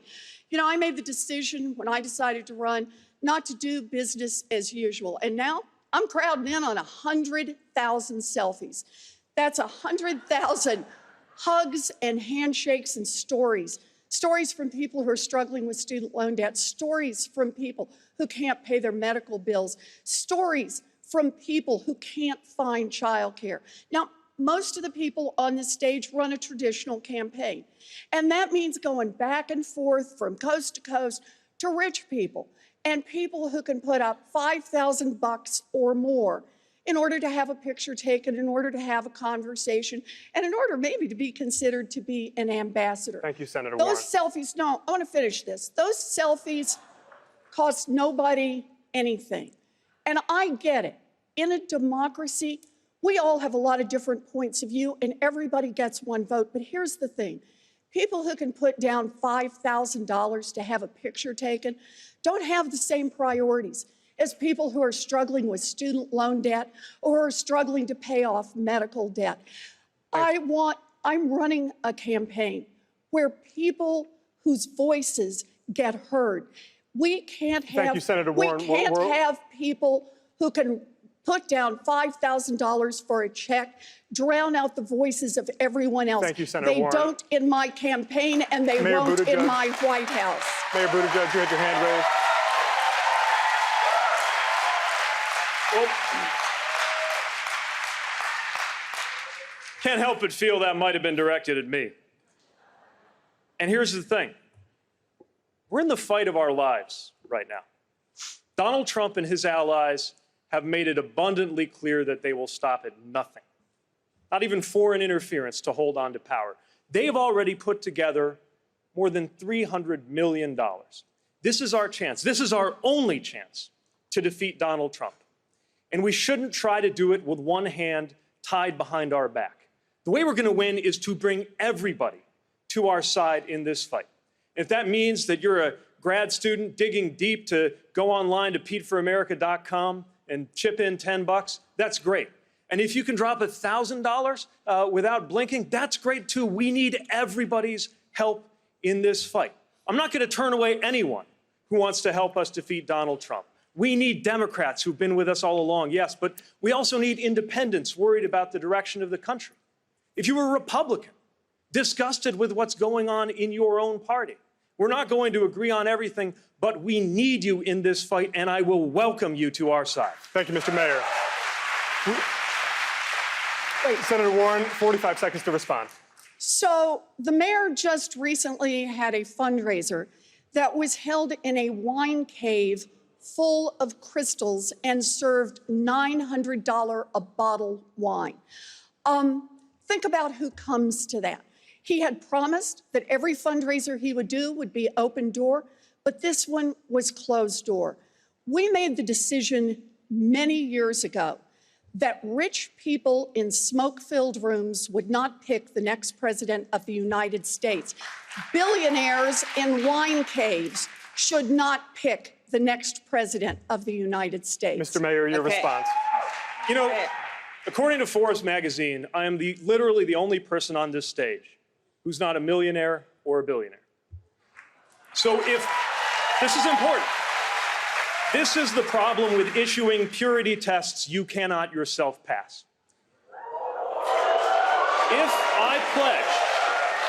If I pledge never to be in the company of a progressive Democratic donor, I couldn't be up here. Senator, your net worth is 100 times mine.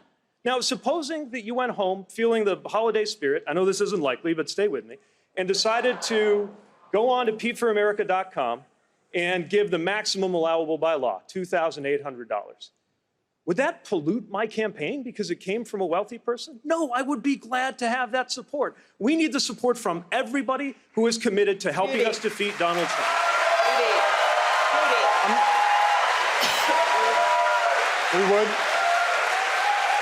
We would like to bring in everyone, but obviously, Senator Warren, I'd like to give you a chance to respond. I do not sell access to my time. I don't do call time with millionaires and billionaires. Sorry, as of when, Senator? I don't meet behind closed doors with big dollar donors. And look, I've taken one that ought to be an easy step for everyone here. I've said to anyone who wants to donate to me, if you want to donate to me, that's fine. But don't come around later expecting to be named ambassador, because that's what goes on in these high-dollar fundraisers. I said no, and I asked everybody on this stage to join me. This ought to be an easy step, and here's the problem. If you can't stand up and take the steps that are relatively easy, can't stand up to the wealthy and well-connected when it's relatively easy when you're a candidate, then how can the American people believe you're going to stand up to the wealthy and well-connected when you're president and it's really hard? Judy. Senator, I've got to respond.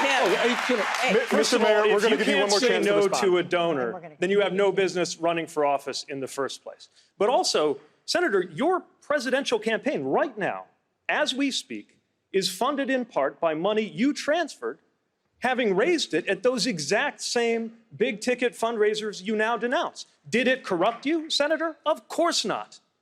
So to denounce the same kind of fundraising guidelines that President Obama went by, that Speaker Pelosi goes by, that you yourself went by until not long ago in order to build the Democratic Party and build a campaign ready for the fight of our lives, these purity tests shrink the stakes of the most important election. Judy. We'd like to bring everyone in. We'd like to bring everyone in. We'd like to bring everyone in, but Senator Klobuchar had your hand up first. I'd like to call on you. I did not come here to listen to this argument. I came here to make a case for progress, and I have never even been to a wine cave. I've been to the Wind Cave in South Dakota, which I suggest you go to. So what is making a case for progress about? That is what unites us up here instead of what divides us, which is campaign finance reform. That means passing a constitutional amendment to overturn Citizens United. It means making the first bill we pass when I am president will be H.R. 1, which is the ethics reform passed in the House, which is currently sitting on Mitch McConnell's desk, along with 400 bills. And if you don't think we can get this done, well, we can, but only if we win this election big. Not by arguing with each other, but by finding what unites us and getting this done. I came to make a case for progress. Well, thank you, Senator Klobuchar. Senator Sanders. I am rather proud, maybe, I don't know, the only candidate up here doesn't have any billionaire contributions. But you know what I do have? We have received more contributions from more individuals than any candidate in the history of the United States of America at this point in an election, averaging $18 apiece. Now, there's a real competition going on up here. My good friend Joe, and he is a good friend, he's received contributions from 44 billionaires. Pete, on the other hand, is trailing, Pete. You only got 39 billionaires contributing. So, Pete, we look forward to you. I know you're an energetic guy and a competitive guy to see if you can take on Joe on that issue. But what is not a laughing matter, my friends, this is why 3 people own more wealth than the bottom half. This is why Amazon and other major corporations pay 0 in federal taxes. We need to get money out of politics.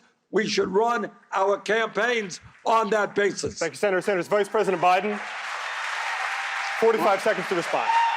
My average contribution is $43, number one. That's number one. Number two, the idea that the senator is suggesting that I am in the pocket of billionaires, when in fact they oppose everything that I have ever done and continue to do. I have made sure from the very beginning, every one of my fundraisers is open to the press, every single solitary one, not one single time, period. And I've made sure that you know exactly where the largest contribution I've accepted is $2,800, which is allowed under law. And I'm the first person to introduce the constitutional amendment to make sure that there is all public funding of elections and all private funding.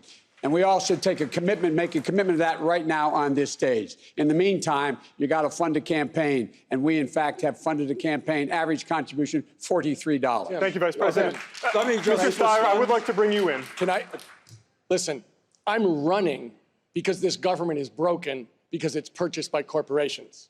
And I've spent 10 years fighting those corporations and beating them and building grassroots organizations to push power down to the people. That's what I've been doing for a decade. But let me say this. There's someone who's loving this conversation, and his name's Donald Trump. That's right. We know how he's going to run. He's told us last week, he looked at a group of Americans and said, I don't like you, you don't like me, it doesn't matter, you're going to support me because the Democrats will destroy the economy in 15 minutes. We need to go after this guy. He's a different breed of cat, and we need to beat him. And we need to talk about prosperity.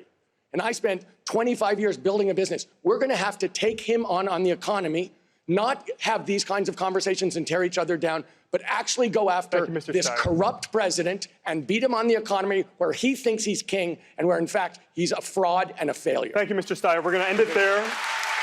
Amna? Thanks, Tim. I want to turn now to an issue that's been in the headlines quite a bit, and that is immigration. Mr. Yang, we have a question here from a professor right here at Loyola Marymount. There are nearly 200,000 DACA recipients, so-called dreamers, in the state of California, more than any other state, including several students right here at LMU. If you win and you reinstate DACA through executive action, another president could just overturn it again. So will you move on a permanent legislative fix for dreamers in your first 100 days if elected? Of course I would. I'm the son of immigrants myself, and I know that dreamers are essentially Americans in everything but this legal classification.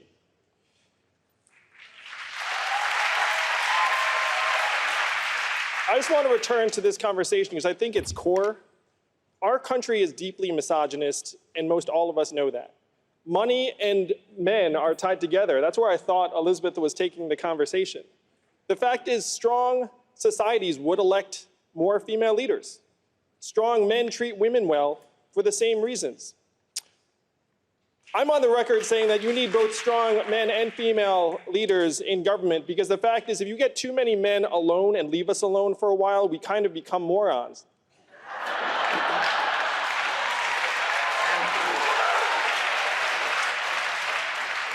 So it's related to our campaign finance rules, because right now the fact is we operate in a fundamentally anti-woman marketplace, and that includes the marketplace for politicians. If we were to put 100 democracy dollars into the hands of every American voter, instead of 5% contributing, you'd see that rate skyrocket to 50 or 60%, and you'd have many, many more women who would run for office because they don't have to go shake the money tree in the wine cave. Thank you, Mr. Could I address? I'd like to follow up. The question again, Mr. Yang, was about Dreamers. You pledged to move on a permanent legislative fix in your first 100 days. Dreamers say that they are frustrated by Democrats' failure to prioritize their status in deal after deal. So why should Dreamers trust Democrats now? I believe everyone on this stage would do the right thing by Dreamers in the first 100 days. I would make it a top priority. I'm the son of immigrants myself. The fact is, almost half of Fortune 500 companies were started by an immigrant or children of immigrants. Immigrants make our country stronger and more dynamic. And immigrants are being scapegoated for issues they have absolutely nothing to do with. If you go to the factory in Michigan, it's not wall-to-wall immigrants, it's wall-to-wall robot arms and machines. We have to send the opposite message of this administration. And as your president, I think I could send a very clear message where if you're considering immigrating to this country, and I'm the president, you would realize my son or daughter can become president of the United States. That's the opposite of the current administration, and that's the message I would love to send to the world. Thank you, Mr. Yang. Senator Sanders, a related question to you. Actually, Senator Sanders, I have a new question for you. You can respond to Mr. Yang's comments as well. I can't respond to the immigration question? This is related, sir, but there are estimated to be as many as 12 million undocumented immigrants in the U.S., more than 2 million right here in California.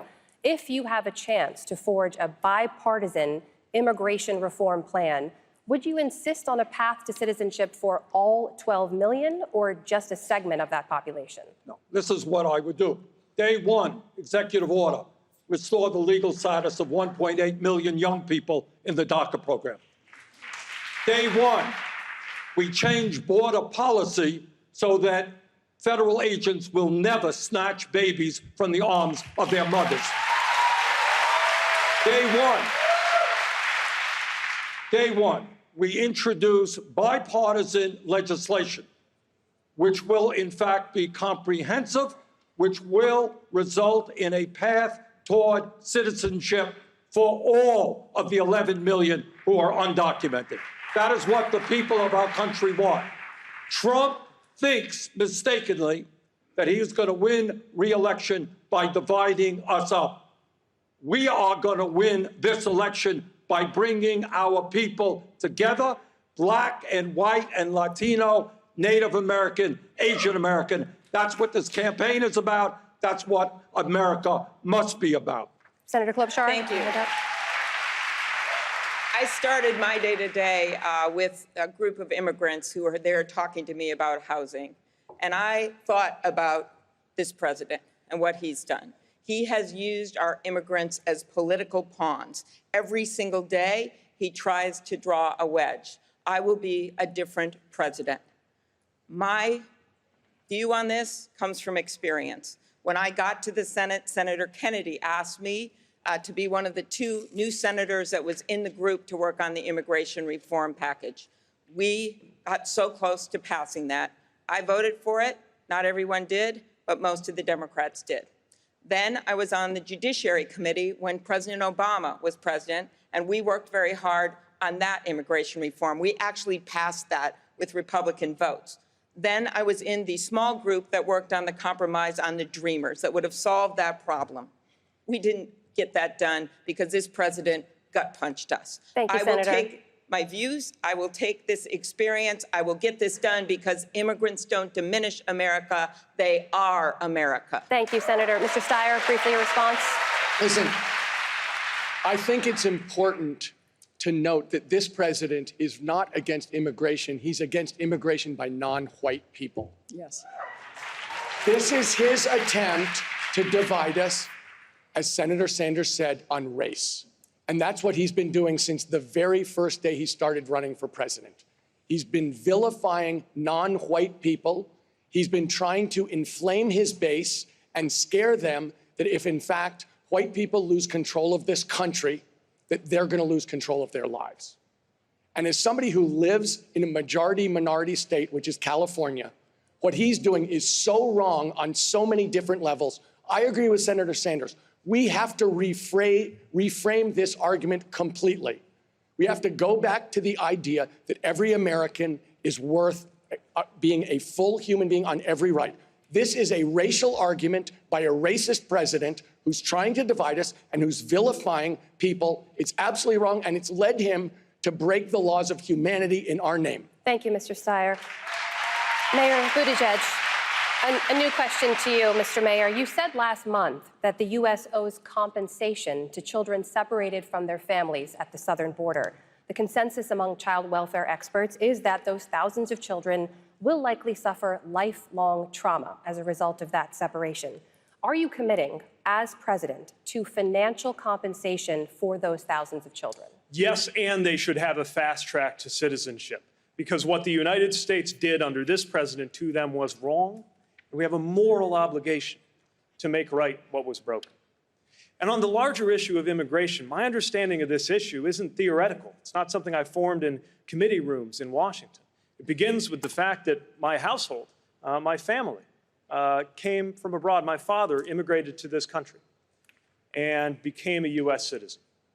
It comes from the fact that I'm the mayor of a city where neighborhoods that were left for dying are now coming back to life, largely because of the contributions, mainly of Latino immigrants.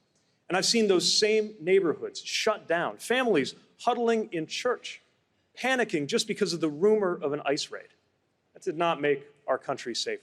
Could I respond? I had to look into the eyes of an 8-year-old boy whose father was deported, even though he had nothing so much as a traffic ticket against his name, and try to think of something to tell that boy, because I couldn't tell him what he most wanted to hear, which is just that he was going to have his dad back.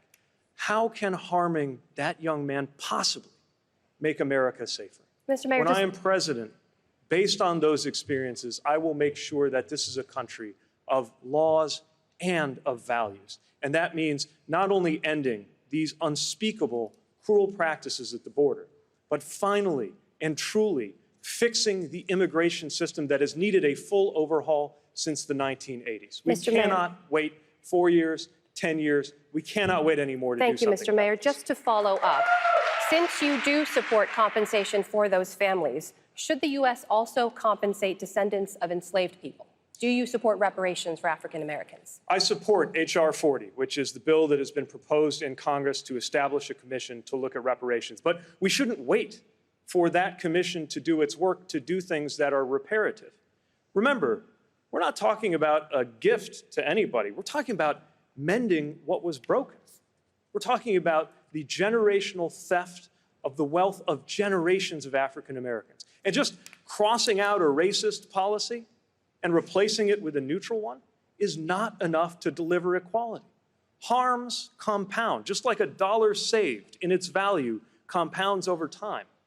So does the value of a dollar stolen. And that is why the United States must act immediately with investments in minority-owned businesses, with investments in health equity, with investments in HBCUs, and on the longer term, look at reparations so that we can mend what has been broken. Vice President Biden, do you support reparations? Look, let me, since I haven't spoken on this, got a chance. Number one, the reason we're the country we are is because of immigration. We've been able to cherry pick the best from every single continent. The people who come here have determination, resilience. They are ready to stand up and work like the devil. We have 24 out of every 100 children in our school today is Hispanic. The idea that we are going to walk away and not provide every opportunity for them is not only stupid and immoral, but it's bad for America. They are the future of America, and we should invest in them. Everybody will benefit from it, every single American, and you should get used to it. This is a nation of immigrants. That's who we are. That's why we're who we are. That's what makes us different, and we should invest in them. Thank you, Mr. Biden. Senator Klobuchar, you had your hand up. Well, I was hearkening back. I made my case on immigration to what the mayor said about Washington. So I look at this a different way. When we were in the last debate, Mayor, you basically mocked the 100 years of experience on the stage. And what do I see on this stage? I see Elizabeth's work starting the Consumer Financial Protection Bureau and helping 29 million people. I see the vice president's work in getting $2 billion for his cancer moonshot. I see Senator Sanders' work of working to get the veterans bill passed across the aisle. And I see what I've done, which is to negotiate 3 farm bills and be someone that actually had major provisions put in those bills. So while you can dismiss committee hearings, I think this experience works. And I have not denigrated your experience as a local official. I have been one. I just think you should respect our experience when you look at how you evaluate someone who can get things done. Thank you, Senator. Mr. Mayor, I'll give you a chance to respond. You actually did denigrate my experience, Senator, and it was before the break, and I was going to let it go because we got bigger fish to fry here. But you implied I don't that my think we have bigger fish to fry than picking a president of the United States. You're right. And before the break, you seemed to imply that my relationship to the First Amendment was a talking point, as if anyone up here has any more or less commitment to the Constitution than anybody else up here. Let me tell you about my relationship to the First Amendment. It is part of the Constitution that I raised my right hand and swore to defend with my life. That is my experience, and it may not be the same as yours, but it counts, Senator. It counts. Thank you, Mr. Mayor. Senator Klobuchar, you have 45 seconds to respond. I certainly respect your military experience. That's not what this is about. This is about choosing a president. And I know my view of this is I know you ran to be chair of the Democratic National Committee. That's not something that I wanted to do. I want to be president of the United States. And the point is, we should have someone heading up this ticket that has actually won and been able to show that they can gather the support that you talk about of moderate Republicans and independents, as well as a fired up Democratic base. And not just done it once, I have done it 3 times. I think winning matters. I think a track record of getting things done matters. And I also think showing our party that we can actually bring people with us, have a wider tent, have a bigger coalition, and yes, longer coattails, that matters. Thank you, Senator. Excuse me. I got to respond to that. Senator, I know that if you just go by vote totals, maybe what goes on in my city seems small to you. If you want to talk about the capacity to win, try putting together a coalition to bring you back to office with 80% of the vote as a gay dude in Mike Pence's Indiana. 15 seconds. Again, I would, Mayor, if you had won in Indiana, that would be one thing. You tried and you lost by 20 points. Let's talk about how we win. Excuse me. Let's talk about how we win an election, which is something everybody here wants to do in terms of defeating the most dangerous president in American history. So let me tell you how you win it. You have the largest voter turnout in the history of America. And you don't have the largest voter turnout unless you create energy and excitement. And you don't create energy and excitement unless you are prepared to take on the people who own America and are prepared to speak to the people who are working in America. We need a progressive agenda, Medicare for all, raising the minimum wage to a living wage, leading the world in combating climate change, making public colleges and universities available to all because we have free tuition and canceling all student debt in this country. Thank you, Senator Sanders. I'd like to turn to a new subject, and that is, of course, education. Senator Warren, you propose free public college tuition and student loan forgiveness for most families. Why should wealthy families be able to send their kids to public college for free? Why not concentrate that government help on those most in need? So, as I've talked about before, I have a 2-cent wealth tax proposed for millionaires and billionaires, and that gives us enough money to invest in all of our babies age 0 to 5, to put an historic $800 billion investment in public schools K through 12, and that will permit us to offer technical school, 2-year college, 4-year college for every single person who wants an education, cancel student loan debt for put a $50 billion investment in our historically Black colleges and universities, and cancel student loan debt for 43 million Americans. Look, this is about money, but this is also about values. We need to make an investment in our future, and the best way to do that is let's invest in the public education of our children. That starts when they're babies and it goes long after high school. We want to have families, I meet families every day in the selfie lines who talk about what it means to be crushed by student loan debt. That's why I have a proposal popular among Democrats, popular among Republicans, popular among independents, to ask those at the top to pay a little more so somebody can get rid of that student loan debt, so they can make an investment in themselves, start a small business, buy a car, create a future for themselves and for this country. Thank you, Senator. I see some hands, but I want to go to Mayor Buttigieg. Can I respond? Mayor Buttigieg, your plan offers free or discounted public college only to families making up to $150,000 a year. Do you think Senator Warren's plan offers free college to too many families? I do think that if you're in that lucky top 10%, I still wish you well. Don't get me wrong. I just want you to go ahead and pay your own tuition. Now, we can still have public service loan forgiveness for those who go into lower income fields to deal with that. But if you're in that top 10%, I think you're going to be, for the most part, okay. And there is a very real choice on where every one of these tax dollars goes. So I very much agree with Senator Warren on raising more tax revenue from millionaires and billionaires. I just don't agree on the part about spending it on millionaires and billionaires when it comes to their college tuition. Thank you, Mayor Buttigieg. Wait. No, he mentioned I'm me going by name. to let you respond, Senator Warren. Go ahead. Look, the mayor wants billionaires to pay one tuition for their own kids.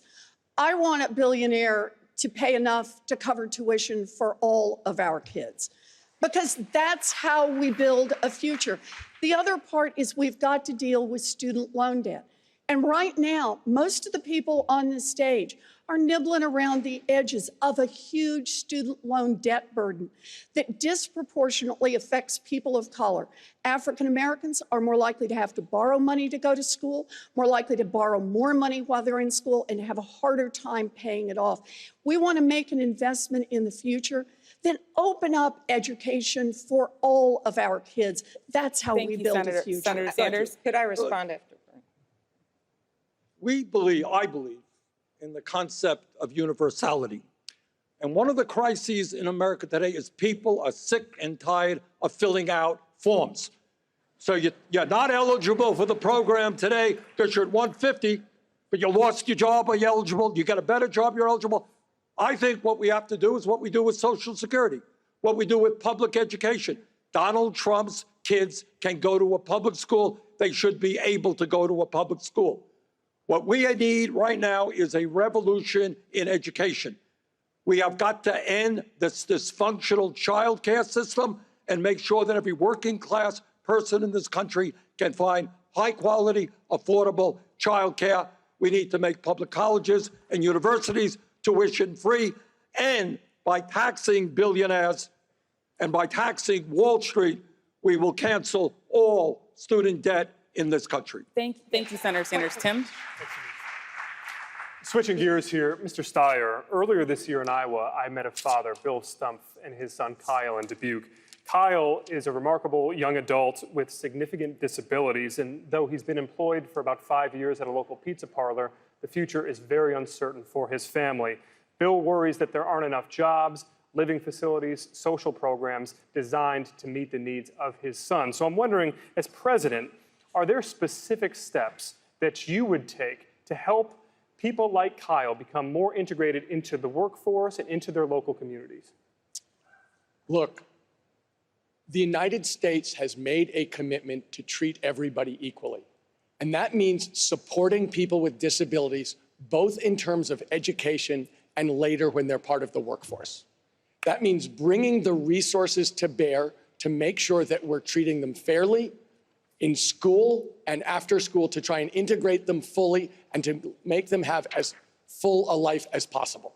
The question we've got here across the board is, can we afford to do the kinds of things that Senator Sanders and Senator Warren are pushing? And the answer is yes. We can. That in fact, what we need to do is to undo the tax breaks that have been given for 2 generations to rich Americans and big corporations. Last year, the top 400 corporations paid an 11% tax. That is absolutely ludicrous. Could I answer the question So on disabilities? the answer on disabilities is a question of focus and money, as so many of these questions are. We have a country where the government is broken because corporations have bought it, they're getting their way, and for us to get back to government of, by, and for the people that serves Americans, including Americans with disabilities, we're going to have to take that back. Thank you. Mr. Yang, I didn't hear a specific answer from Mr. Steyer. Can you outline specific steps that the government should take to help integrate these young people into the workforce and into their local communities? I would love it. I have a son with special needs. And to me, special needs is the new normal in this country. How many of you all have a family member or a friend or a neighbor with special needs or autism? If you look around, most hands went up. The fact is, right now, we have to do more for Kyle. Special needs children are going to become special needs adults in many cases. And here's the challenge. We go to employers and say, hey, this special needs person can be a contributor in your workplace, which may be correct, but that's not the point. We have to stop confusing economic value and human value. We have to be able to say to our kids and Kyle that you have intrinsic value because you're an American and you're a human being. We're going to put a freedom dividend of $1,000 a month in everyone's hands, which is going to help families around the country adapt. And then we're going to take this burden off of the communities and off of the schools who do not have the resources to support kids like my son and make it a federal priority, not a local one, so they're not robbing Peter to pay Paul. Thank you, Mr. Yang. We have to move on. Judy? No. We haven't. Come on. Very specific. Senator Warren, 45 seconds to you, please. So I was a special education teacher, and I loved that work because it gave me a chance to work straight out with people to recognize the worth of every human being. I had 4 to 6-year-olds who were in special ed. And what do we need to do? That's why I have a plan as a special ed teacher to fully fund IDEA. So every child with disabilities will get the full education they need. My housing plan is about investing in more housing across this country, in rural America, in urban America, in small town America, but it's also about making sure that people who want to live independently, people who have disabilities, will have housing available to them. I make a part of my jobs bill that we are going to make sure, as president, I will make sure that the people who want to bid on federal contracts are treating people with disabilities fairly and paying them fairly. You've got to go at it at every part of what we do, because as a nation, this is truly a measure of who we are. We believe in treating these, the least of thy brethren, as people of value, and that is how we make a better America. Thank you, Senator Warren. Thank you, Senator Warren. Judy? I know we have a lot of hands up. We have so many important topics to discuss. I want to come to you, Senator Klobuchar, on a question of the judges. President Trump has appointed, as we know, 2 Supreme Court justices, but he's also had confirmed nearly 200 federal judges, most of whom are young and could shape American law for decades to come. Some of them you voted for in the Senate, including one who just yesterday joined a ruling to strike down a key part of the Affordable Care Act. Would President Trump's appointees, my question is, make it harder for you as president, for any of you on this stage, to enact your agenda? Of course. And I want to make it clear that I've opposed many, many judges. And I think everyone will remember what happened at the Kavanaugh hearing. When that nominee went after me, I stood my ground and he had to apologize. So I have been very strong on these judges. As for the judge you just referred to, there was actually the judge that wrote the opinion was a judge that went through the Senate unanimously with support by Senator Sanders, with support by President Obama, with support by then Senator Kennedy. So I think it is very important when we look at these judges to acknowledge that there are some of these judges that you think are going to be okay, and they aren't. But what would I do as president? I would appoint judges that are in the vein of people like Elena Kagan and Justice Breyer and Sonia Sotomayor, and let's not forget the notorious RBG. That's what I would do. And if you look at my record as a lawyer and a member of the Judiciary Committee, look at the judges that I recommended to President Obama. People like Mimi Wright, who's a superstar, and Susan Richard Nelson. Look at who I put in as the first openly gay marshal in the history of the United States. I did that because I knew they were qualified people to take those jobs. And you need to do it not only with the right judges and have that know-how, but you also have to do it right away. That is one thing that we all learned from when President Obama was in. And that was that he was dealing with an economic crisis, and it was hard to do it right away. But we have to immediately start putting judges on the bench to fill vacancies so that we can reverse the horrific nature of these Trump judges. A follow-up to Mayor Buttigieg. Beyond a pledge not to overturn Roe versus Wade, which I believe all of you have said would be part of your decision-making in choosing a nominee to the court, are there other litmus tests that you would apply in choosing federal judges? The Supreme Court is very personal for me because my household, my marriage exists by the grace of a single vote on that body. And yes, it is critical that we have justices who understand that American freedom includes reproductive rights and reproductive freedom, but that's not all. I expect an understanding that voting rights are human rights. I expect an understanding that equality is required of us all.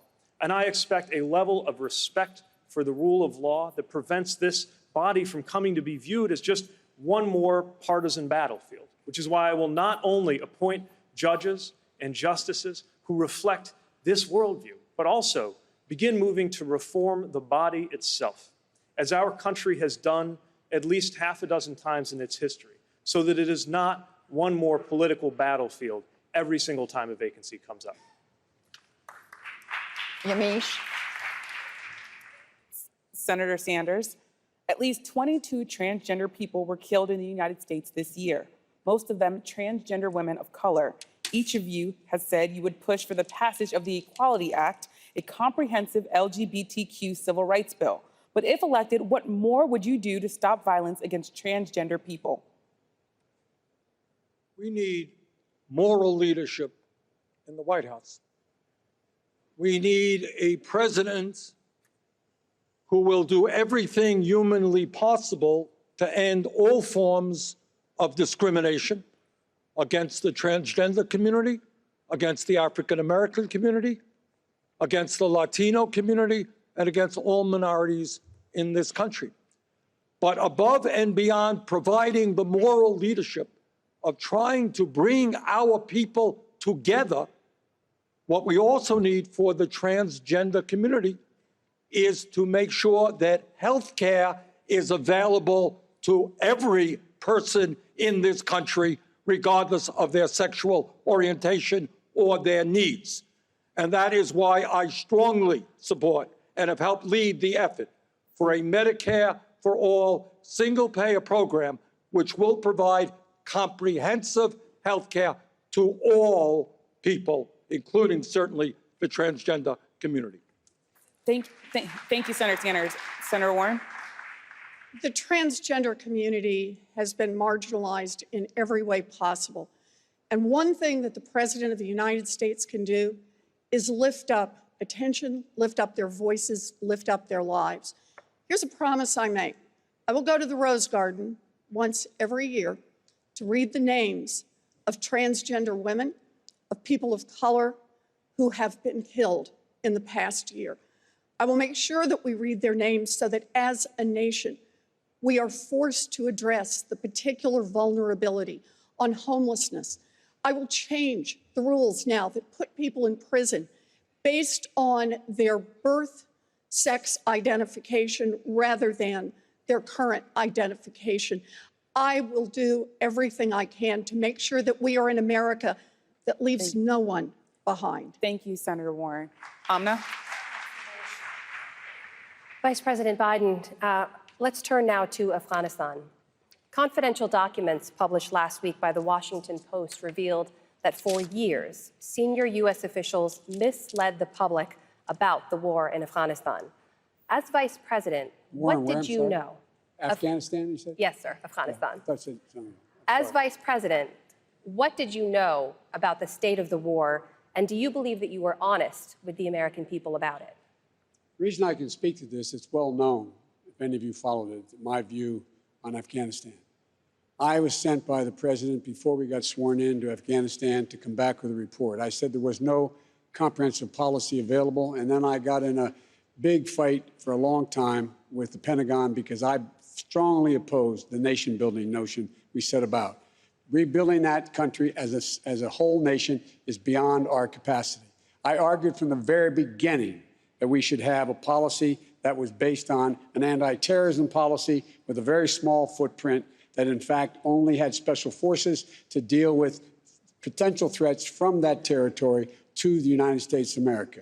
The first thing I would do as President of the United States of America is to make sure that we brought all combat troops home, entered into a negotiation with the Taliban, but I would leave behind special forces in small numbers to be able to deal with the potential threat unless we got a real good negotiation accomplished to deal with terrorism. That's been my position from the beginning. That's why I think Secretary Gates and some members of the Pentagon weren't happy with me. Mr. Biden, the question was about your time in the White House, though. And I'm talking about the White House. In that Washington Post report, there's a senior national security official who said that there was constant pressure from the Obama White House to produce figures showing the troop surge was working, and I'm quoting from the report here, despite hard evidence to the contrary. What do you say to that? Since 2009, go back and look, I was on the opposite side of that with the Pentagon. The only reason I can speak to it now is because it's been published. It's been published thoroughly. I'm the guy from the beginning who argued that it was a big, big mistake to surge forces to Afghanistan, period. We should not have done it. And I argued against it constantly. Senator Sanders, you had your hand up? Well, in all due respect to Joe, you're also the guy who helped lead us into the disastrous war in Iraq. What we need to do is, I think, rethink, and the Washington Post piece was very educational. What we need to rethink is the entire war on terror. We have lost thousands of our own men and women, brave soldiers. Hundreds of thousands, if not millions of people have been killed abroad or forced to leave their countries. It is time right now that we bring this world together to try to end these endless wars and address the root causes which are causing these wars. Senator Sanders, you do often point to your vote against the war in Iraq as evidence of your judgment on foreign policy, but you did vote for the war in Afghanistan, and as recently as 2015, you said you supported a continued U.S. troop presence there. Was that support a mistake? Well, only one person, my good friend Barbara Lee, was right on that issue. She was the only person in the House to vote against the war in Afghanistan. She was right, I was wrong. So was everybody else in the House. But to answer your question, I don't think you do what Trump does and make foreign policy decisions based on a tweet at 3 a.m. in the morning or desert your longtime allies like the Kurds. I think you work with the international community. You remove all troops over a period of time, a short period of time, within 1 year. Thank you, Senator. Mayor Buttigieg, you served in this war, but I want to ask about your decision-making if you were elected commander-in-chief. You have pledged to withdraw all U.S. troops from Afghanistan within your first year as president, but the Taliban today control or contest more than half the country. So should you, as president, still withdraw all those U.S. troops if the country could once again become a haven for terrorists? We're going to leave one way or the other. The question is to make sure we do it well and not poorly. And of course, that has to respond to the conditions on the ground and the need for a political settlement. But, you know, the other day I was reunited with somebody that I'd served with over there. And the thing we were marveling at is how long it's been since we left. I thought I was one of the last troops turning out the lights when I left years ago. And we're still there. There may need to be some kind of limited special operations and intelligence capacity. The exact same kind of thing, by the way, that we actually had in Syria, holding the line before the president yanked it out, leading to the road to chaos. But what we know is that we cannot go on with these endless wars. And I'm glad that the name of Barbara Lee was mentioned, not only because of what she's talked about years ago. I believe that we had no choice but to go to Afghanistan after 9/11.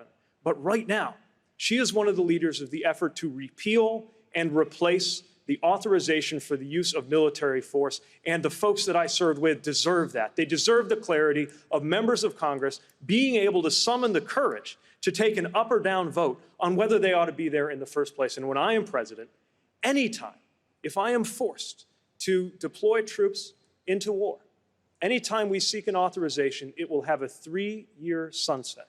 So that if there really does have to be a conversation about extending it, it has to be brought to Congress, brought to the American people, and those members of Congress have to take that tough up or down vote. Thank you, Mr. Mayor. Tim? Thanks.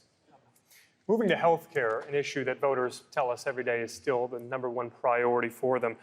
Senator Sanders, you've spent plenty of time discussing and defending the merits of your Medicare for All plan, but the reality is that if Republicans retain control of the U.S. Senate, or even if Democrats win back a narrow Senate majority, your plan as constituted probably would not have the votes to pass Congress. So the question, Senator, is if Congress rejects your plan and the American people are looking to you for leadership on this issue, are there smaller, specific measures that you would take immediately to expand coverage and decrease costs as president?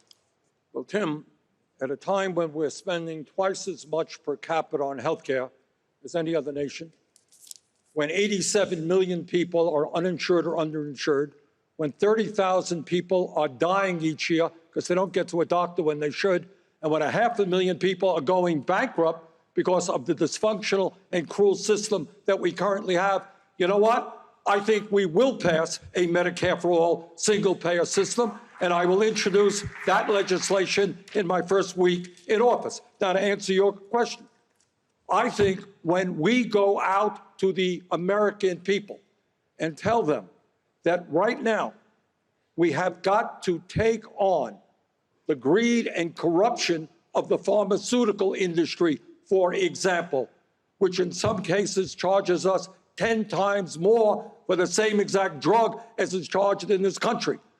When the American people understand that Medicare for All expands Medicare to cover home health care, dental care, eyeglasses, and hearing aids, and does it at a cost far, far lower than what some of my opponents are talking about, you know what? We're going to have the American people behind us. We will have Congress behind us. Thank you, Senator Sanders. Vice President Biden, I'd like to bring you in. You spent an awful lot of time 10 years ago trying to pass a bill far less ambitious than what Senator Sanders is talking about here. Is he being realistic? I don't think it is realistic, but let me explain why.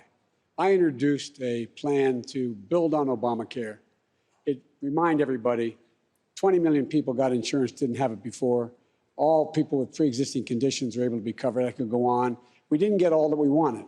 But now that it's been exposed, that taking it away has such dire consequences, I've added to the Obamacare plan the Biden initiative, which is a public option, Medicare, if you want to have Medicare, for reducing significantly the price of drugs, deductibles, et cetera, by underwriting the plan to a tune of about $750 billion, and making sure that we're able to cover everyone who is, in fact, able to be covered. Hey, put your hand down for a second, Bernie, okay?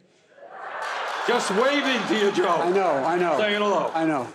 So look, it covers everybody, it's realistic, and most importantly, it lets you choose what you want.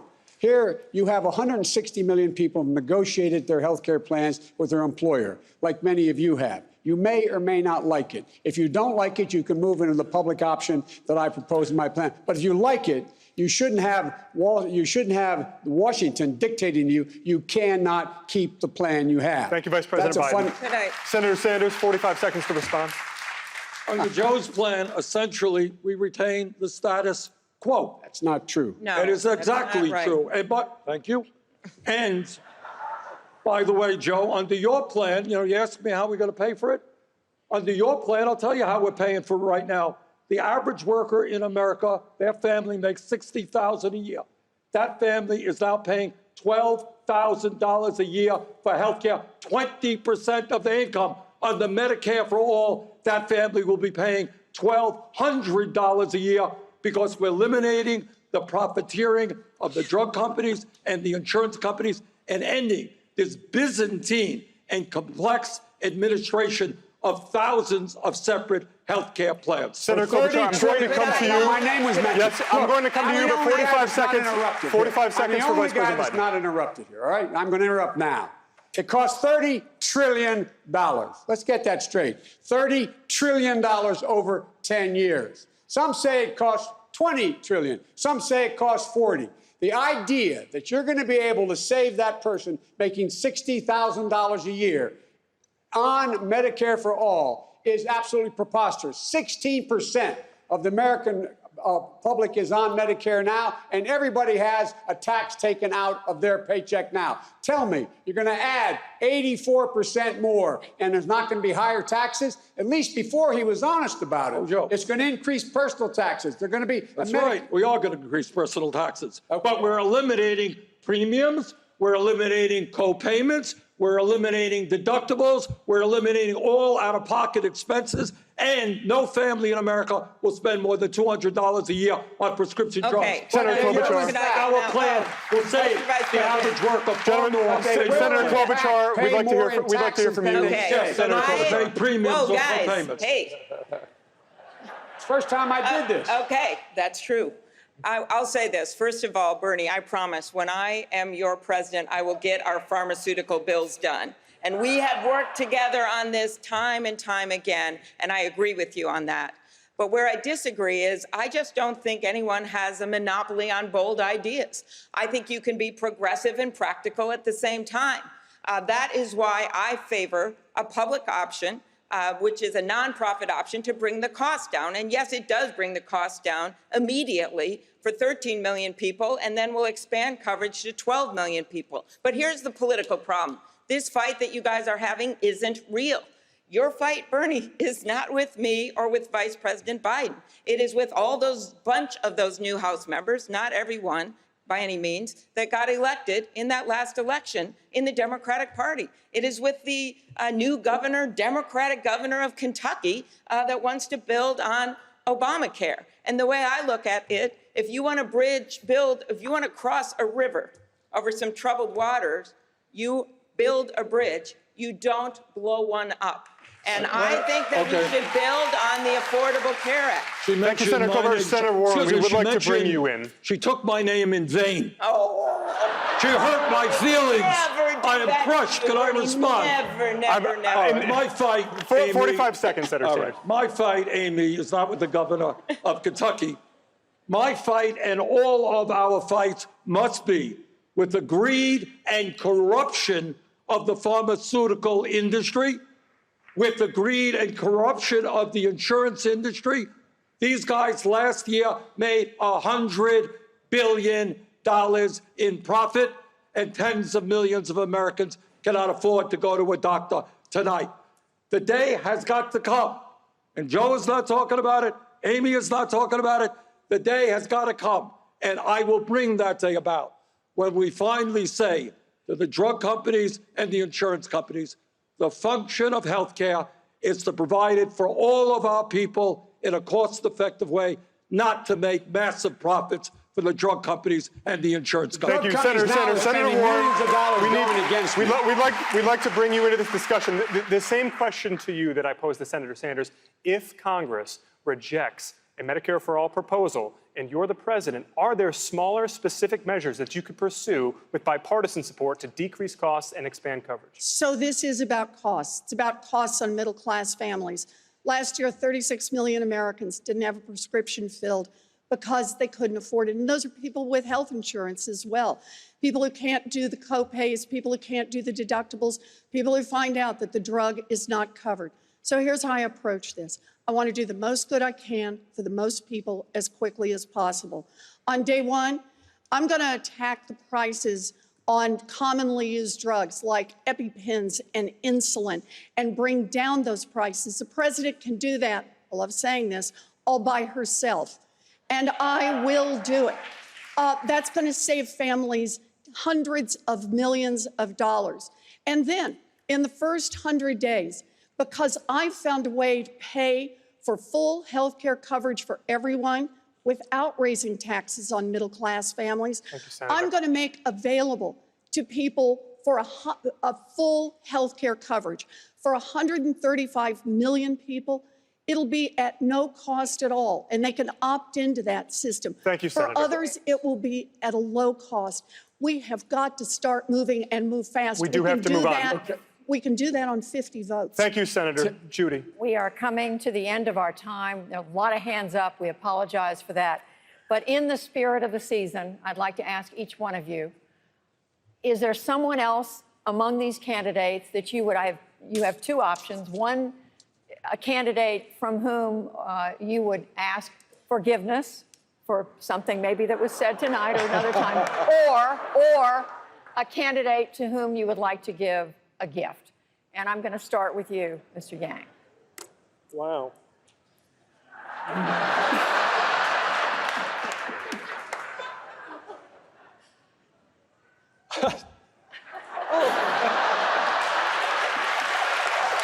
you.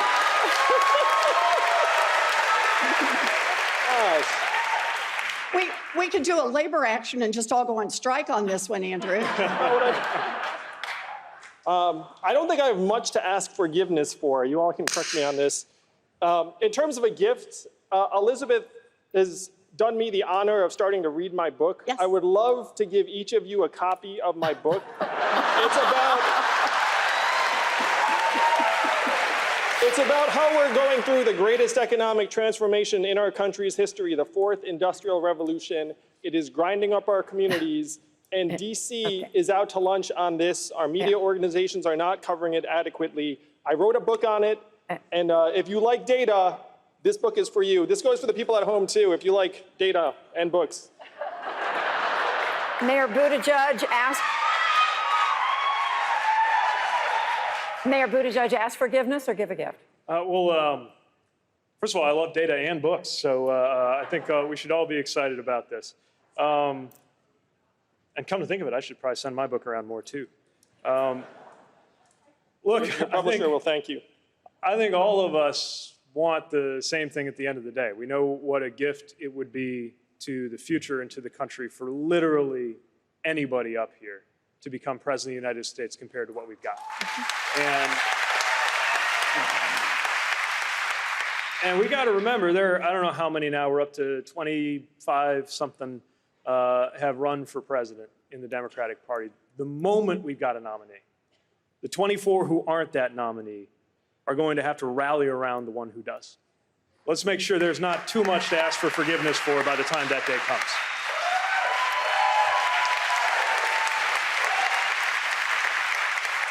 Senator Warren. I will ask for forgiveness. I know that sometimes I get really worked up. And sometimes I get a little hot. I don't really mean to. What happens is when you do 100,000 selfies with people, you hear enough stories about people who are really down to their last moments. You know, I met someone just last week in Nevada who said that he has diabetes and that he has access to a prescription because he's a veteran. But his sister has diabetes and his daughter has diabetes, and they simply can't afford insulin. So the three of them spend all of their time figuring out how to stretch one insulin prescription among 3 people. When I think about what we could do if we get a majority in the House, a majority in the Senate, and get back the White House, we could make this country work for people like that man. And that's why I'm in this fight.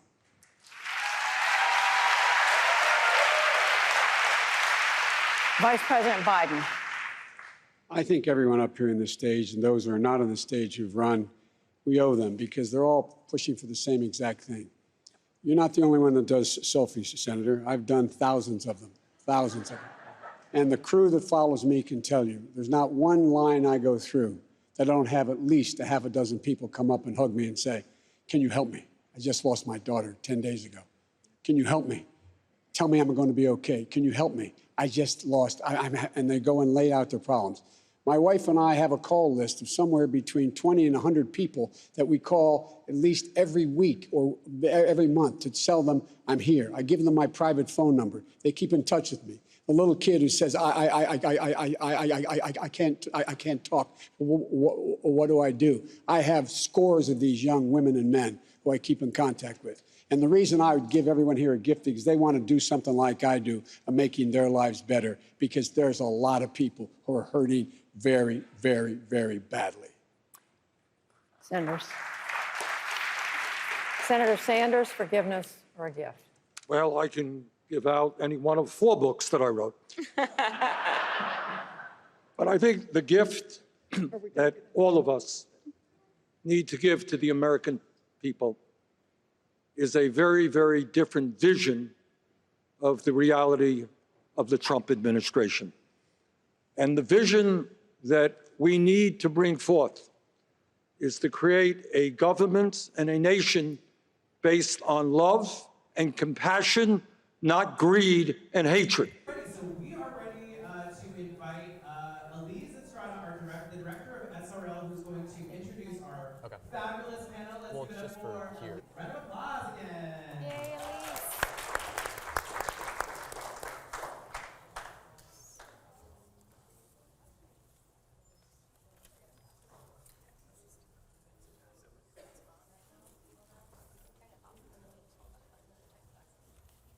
All right, you ready? Awesome. All right, hi everyone. That was a really exciting debate, I thought. A lot of interesting things were said, and I'm excited to hear more from you guys and what your thoughts were. So I'm thrilled to welcome our moderator for this evening, for this evening's panel, Yarel Ramos. And since 2017, Yarel has anchored Univision's new midday show, Edición Digital California. And Yarel recently won an Emmy Award for her midterm election coverage. Woo! Nice.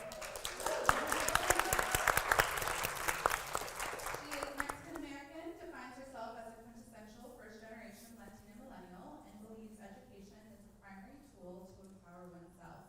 She graduated from the University of Southern California's Annenberg School of Communication and Journalism with a bachelor's degree in journalism. She's a native of Los Angeles, San Fernando Valley, and received the National Hispanic Women's Corporation's Youth Leadership Award for her support of Latinx community and culture. So we're super excited to have you here. Welcome. Thank you. Woo! And is joined by 4 amazing student panelists who are either first-time voters or soon will be. So let's hear what they thought of tonight's debate. Take it away, Anna. Thank you, Elise. Good evening, everyone. How's everyone doing tonight? Are we pumped after that very interesting conversation? Thank you so much for having me. When they talked to me about this opportunity, I jumped on it right away. I think you guys really, truly are the future of this country, not just amongst our leaders like these 4 students here with us, but also as a journalist, because if you guys look around, all these students have been behind the camera, taking over and learning from others as well to do better journalism, since media is for sure, as we saw tonight, a very important form of our democracy. So once again, thank you to the PBS NewsHour Student Reporting Labs. I, as a student here in Los Angeles, would have loved to have had this to empower me and inspire me in journalism when I was young, and just in terms of like any career I wanted to do. So I appreciate all the work that you guys are doing.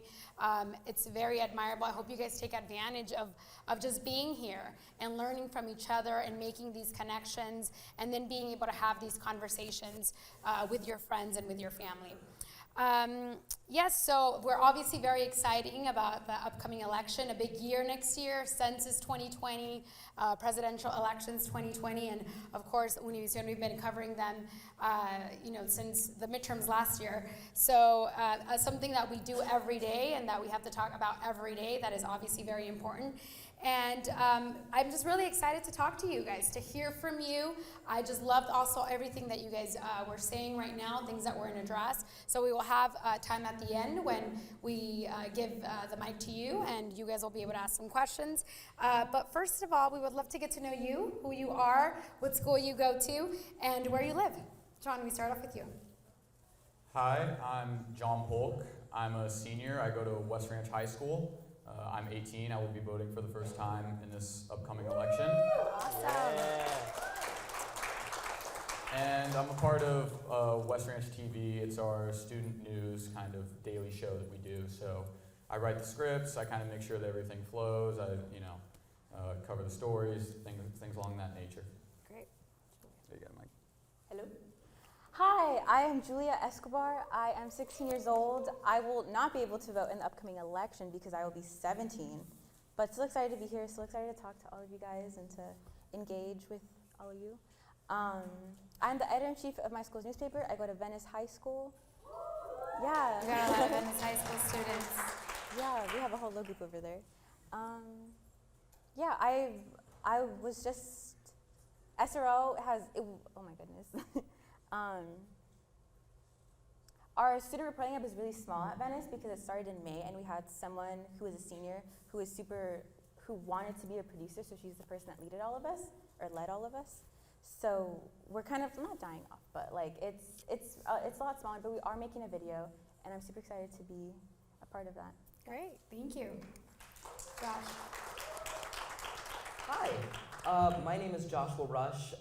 For the last almost 2 years, I have been running News in a Rush, a weekly news series geared towards young people, where I try to break down the learning curve that the news has. So that has been my passion and my life's work, but for the last 15 years, I have also been an actor. I'm proud to be a part of this generation. I just turned 18, literally on Saturday, so Happy I will finally be able to birthday! vote. So I'm celebrating that birthday, but I'm also celebrating everyone in this generation that is going to be able to vote for the first time. So yeah, that's me. Awesome. Thank you. Hello everyone, I'm Andre Tanogo. I'm 19 years old and I go to Mount San Antonio College in Walnut. I'm the staff reporter for our digital publication, SAC Media. And yeah, I'm 19 years old. I'm going to be a first time voter, so this is exciting. Woo! Great. This is so beautiful. Just young people being involved and learning and taking part in journalism. I love it. Let's start off with your first impressions. What were those moments that caught your attention? What was your favorite moment, if you had one, of the debate tonight? I think everyone thinks that Buttigieg versus Warren spar was awesome. I think the room lit up as soon as Warren started calling him out. Having these closed donations, having these parties with people with $900 champagne, things like that. Basically calling him out for he tries to play this act as if he's this poor mayor from South Bend, but he's the one who takes the most billionaire money. He's the one who takes the most money from the wealthy. So it's good on Warren for calling him out for that. Great. Julia. Do you want to go? Sure. Go ahead. I agree with you. I think that was definitely the moment that stood out. I think that was, most people here would probably agree that was, yeah, some nods, yeah, okay. I certainly noticed a lot of Mayor Pete kind of positioning himself as, I'm the only person on this stage who isn't a millionaire or a billionaire, in the case of Tom Steyer. But the thing is, that people don't talk about Pete is he was raised with a silver spoon in his mouth. He was raised affluent. He was private school educated. When he talks about his net worth, he doesn't take stock of this immense privilege that he has had all throughout his life. Whereas other candidates on that stage did not have that privilege growing up. Elizabeth Warren had to go to a $50 a semester community college and worked her way up to teach at Harvard and to become a United States Senator and then to become a serious candidate for the presidency of the United States.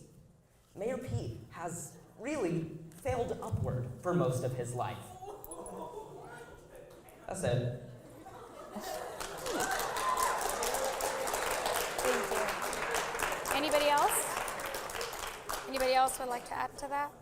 Yeah, I definitely think that little battle kind of shook everybody up. I don't think Mayor Buttigieg is kind of who he says he is. I mean, he likes to, I like how he remains calm in almost everything. His demeanor is very calm. It's almost like from what my perspective was, it was kind of like he was just reciting the same thing over and over. Like you said, his donors, and I really like that Warren really she kind of just put him on blast and really just, you could see how his reaction, it kind of changed his voice, his tone, everything. He was shook. And so I think it definitely, that was the highlight of it. Was there anything that you learned from the candidates that you didn't know before? Was anything that struck you that from anything they said? I think Tom Steyer, right? I think for me, he kept saying the same things over and over. I feel like in the last debate, he was saying he supported the people next to him and a couple of the things that they said, and he just kept saying the same things over and over. Said he can go toe-to-toe with Trump because of what his business background, but how? He didn't really explain how for me. So it was kind of, watching him was kind of like, for me, I was looking at him like, I don't really understand why you're up there, talking about, like money buying into get it, or money getting into the White House. It's kind of like, well, why are you on stage? You know what I'm saying? Right. Anyone else? Well, I think like the point with Steyer is he's just like the epitome of a hypocrite. He's talking about the wealth tax. He's talking about, we need the rich need to pay their fair share, things like that. But if you look at who spent the most advertising dollars, like Steyer spent $80 million in TV advertising. Like, I think nationally, with Bloomberg at like 100 million. And then like the next highest is like Bernie at 8. It's ridiculous. You can clearly see that Bloomberg and Steyer are both just like buying their way into polls and buying their way onto the stage. And it showed. Is that something that you guys agree, disagree? What's your take on that in money in politics? It's disappointing to watch candidates like Bloomberg and candidates like Steyer be able to buy their way higher in the polls. There are only a couple of candidates on that stage right now who are not buying their way on. I think it's the candidates who you see at the very top. I think it's Bernie and I think it's Warren. And those two candidates, along with to a somewhat lesser extent, I mean, they all have PACs. I mean, Biden violated his no fossil fuel money pledge, which just makes us all feel, I'm sure, super confident about how he talks about the climate crisis. But no matter what, when you look at a candidate like Steyer, and one of the things that he came out with really quick was that he started need to impeach, and he was one of the first people on that stage who called for the impeachment of the president. And yeah, that's true, he was the first person on that stage, but he certainly wasn't the first candidate. He certainly wasn't the first person to call for the impeachment of the president. That was Julian Castro, who even talked about it in the very, very first debate. So where was Julian Castro? Where was Cory Booker? Julian Castro was even ignored when Yang called out for Cory Booker and for Kamala Harris. It's disappointing to see really important voices left out of the debate, and instead, Tom Steyer gets to buy his way in and talk moderate politics to everyone. Well, what do you guys think? Because I believe all the Democrats on the stage signed something that was supposed to be sent to the DNC about changing the requirements to enter into the debate. Because people like Booker didn't get into this one, Castro didn't get in. Yeah, thank you for that follow-up question. I mean, how do you guys feel? I know there was a response from the audience, but how do you guys feel with these terms when it comes to these debates? We've seen Julian being very active on social, not okay with the way they've been structured, Booker as well, and then Andrew Yang being very adamant about it as well, and including them when it came to the topic of diversity and race. I don't want to take this question. Oh, you don't want to take it. I think it's about looking at who's been on the front lines and who's just been kind of talking throughout the debates. Because, I mean, we look at Bernie Sanders, who's been popular in the debates, but he's very active on social media. He's active in engaging with the people who he's trying to get across to. And I think we have to, as voters, we have to pay attention to not only what they're saying, but what they're doing, because I think it's one thing to have a promise, but it's another thing to have a plan. And so I think when we really analyze that and look at who's actually doing what they say they're doing, like when Warren brought up, she passed 100 laws, or 100 bills rather. I thought that was something that really stood out to me, because it's like she's talking about what she wants to do, and she has the evidence to back that up, that she's capable of getting things done. Sorry, it sounds like diverting them. No, that's great. Anybody else would like to add to that?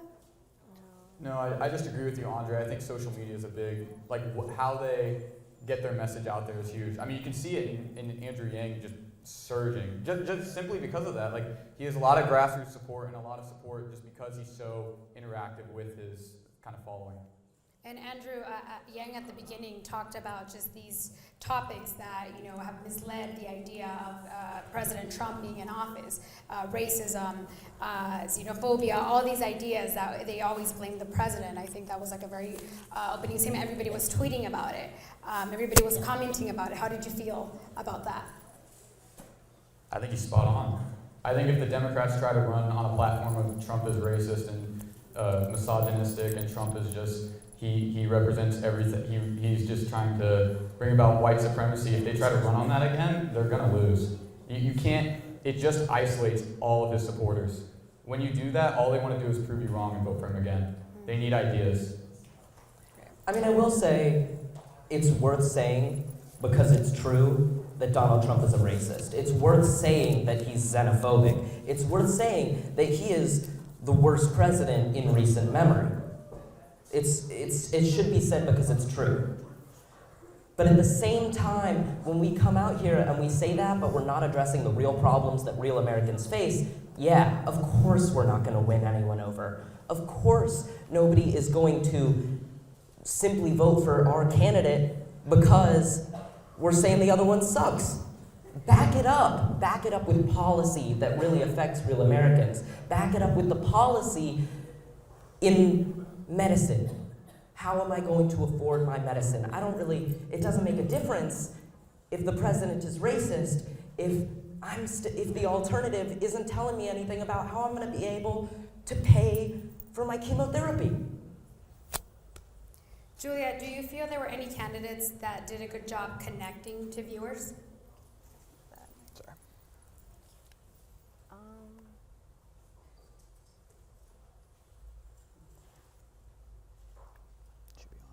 Hello. Yeah.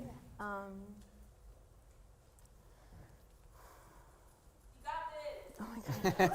We believe in you. You're good. I'm very nervous. I don't know if you can tell, I haven't been speaking, but I'm very nervous. It's okay. We all All are. good. We all are nervous. I think Bernie Sanders did a really good about reaching out to the immigrant community. As a person of color, I found it really comforting to know that he is behind it and wants to give all of the 12 million or billion immigrants a way to get citizenship and give DACA to the 1.2 billion kids that are here. I found that really nice because my community, I go to a predominantly low income school with a lot of people of color, And a lot of like the issues they face is, well, I'm kind of scared to go to school because I might get deported. And I think that's really powerful. I think that Bernie talking about it, even though he does not come from a background of immigrant parents or any type of, I think it's really powerful. Great job, thank you. That was another very interesting conversation that we saw at the debate tonight, and it was about race. And Andrew answered it, and then Bernie answered it, and you wanted to talk about climate change. How did you feel about that?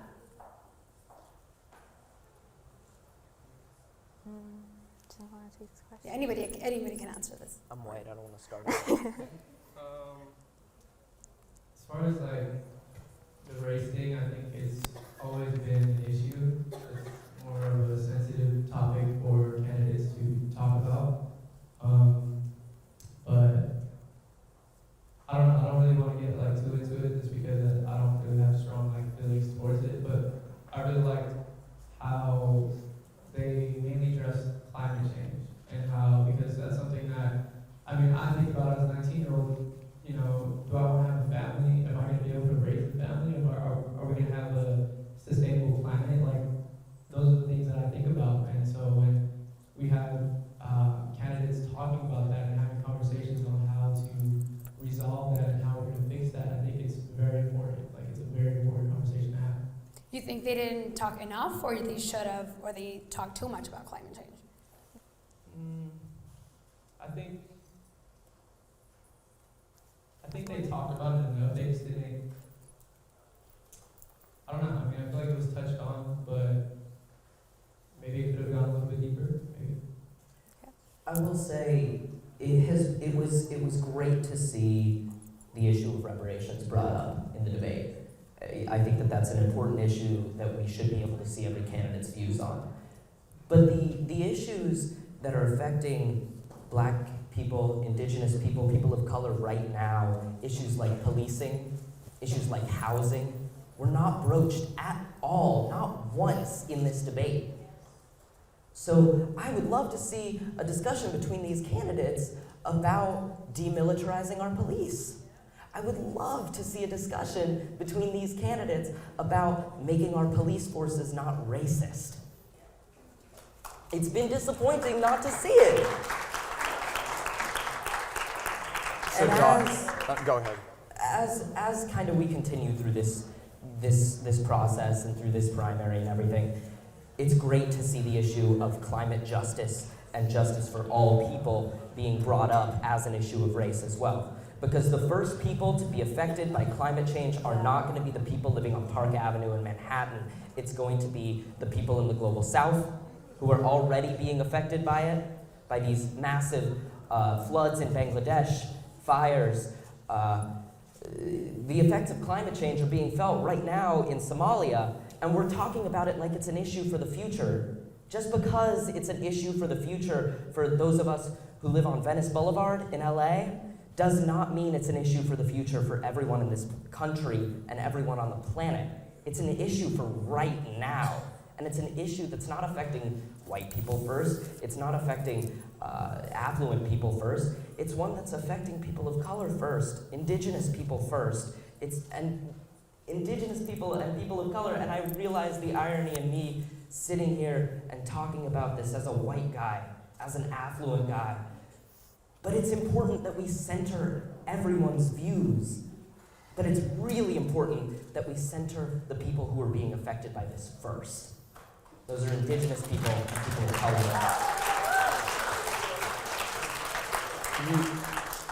I agree with you. It's a problem, and we need to address it in some manner. I think the biggest issue for the candidates is they realize they can't go too far to the extremes.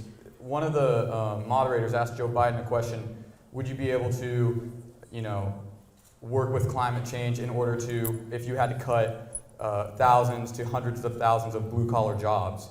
And that's just like, that's where Trump won. He won in the Rust Belt. He won because of those blue-collar jobs. So that's where they run into the issue where they can say that they'll push a climate change agenda now while it's in the primary, but by the time they get to the general election, they're gonna go back to the center on that. That's somewhere that I kind of take issue. which is with kind of the line of questioning that was brought here.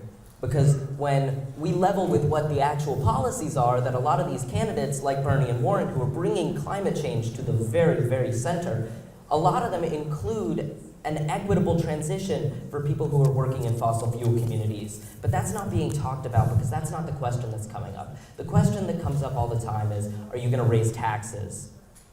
When in reality, there's no taxes to raise if there's no planet.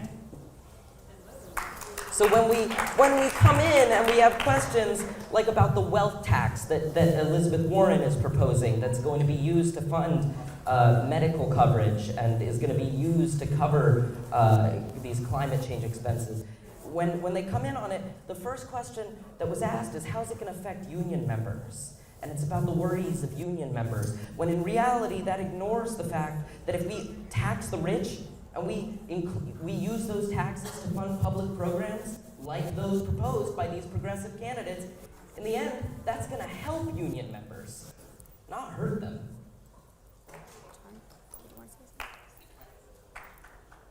No, I don't have anything to say about the union members.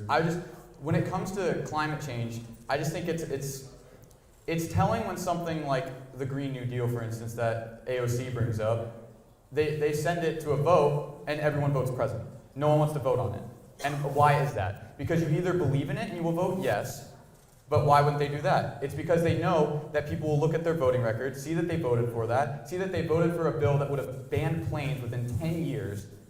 No, the Green New Deal does not do that. That's a Republican talking point.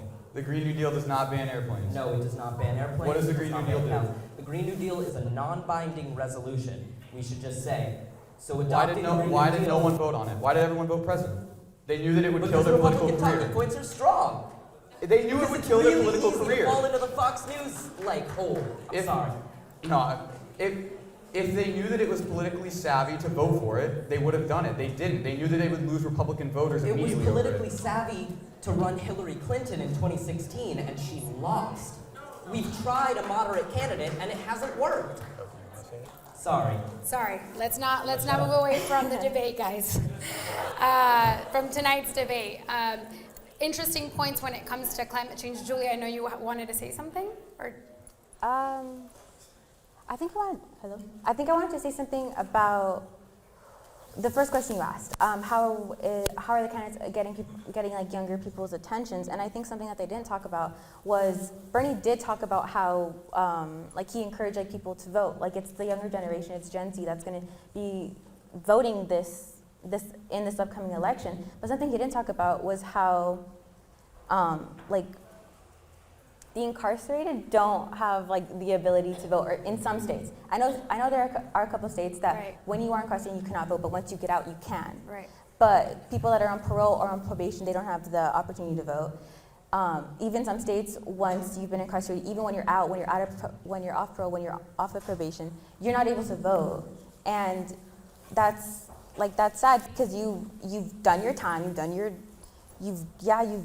time, but you still can't vote. Like you don't have a say in your government, the people that put you into prison, because I know that's a really big issue, even in LA, because LA is like the top city that incarcerates people. Right. And it's mainly towards black and brown students, or people, not just students, sorry. Yeah. Great. Good point. Very good point. In terms of that as well, when it comes to incarceration, I don't think one of the issues that wasn't brought up at all was guns and safety in schools. When a few weeks ago, there was a shooting not that far from here in Santa Clarita, in your hometown in Santa Clarita at Saugus High School. And it was very interesting that wasn't brought up in a state where this topic is very important. How did you guys feel about that?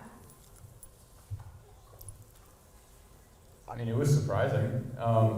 I thought for sure they would bring it up. On the way here, I was on Twitter and I saw there was a shooting at a Oklahoma City mall. So I couldn't believe that wasn't something that was brought to the forefront. I thought for sure the moderators would have brought that up. Yeah, I agree. I go to a school that has an open campus. It was built in like the 30s, so it's really old, and there's no gate. You can just walk out. People can just walk on, and that makes us vulnerable. But I don't think I should be worrying about whether someone's going to shoot at my school when I should be worrying about my grades, getting into college, passing this final. I shouldn't be worrying about like someone coming onto my open campus and shooting a school and making a threat. Like that shouldn't, no student should have to worry about that. And it's like disappointing that they didn't even talk about it, because even, like a student on this panel whose school is like not even a mile from what like the shooting that just happened, and they didn't talk about it. Like that's really disappointing. Anybody else?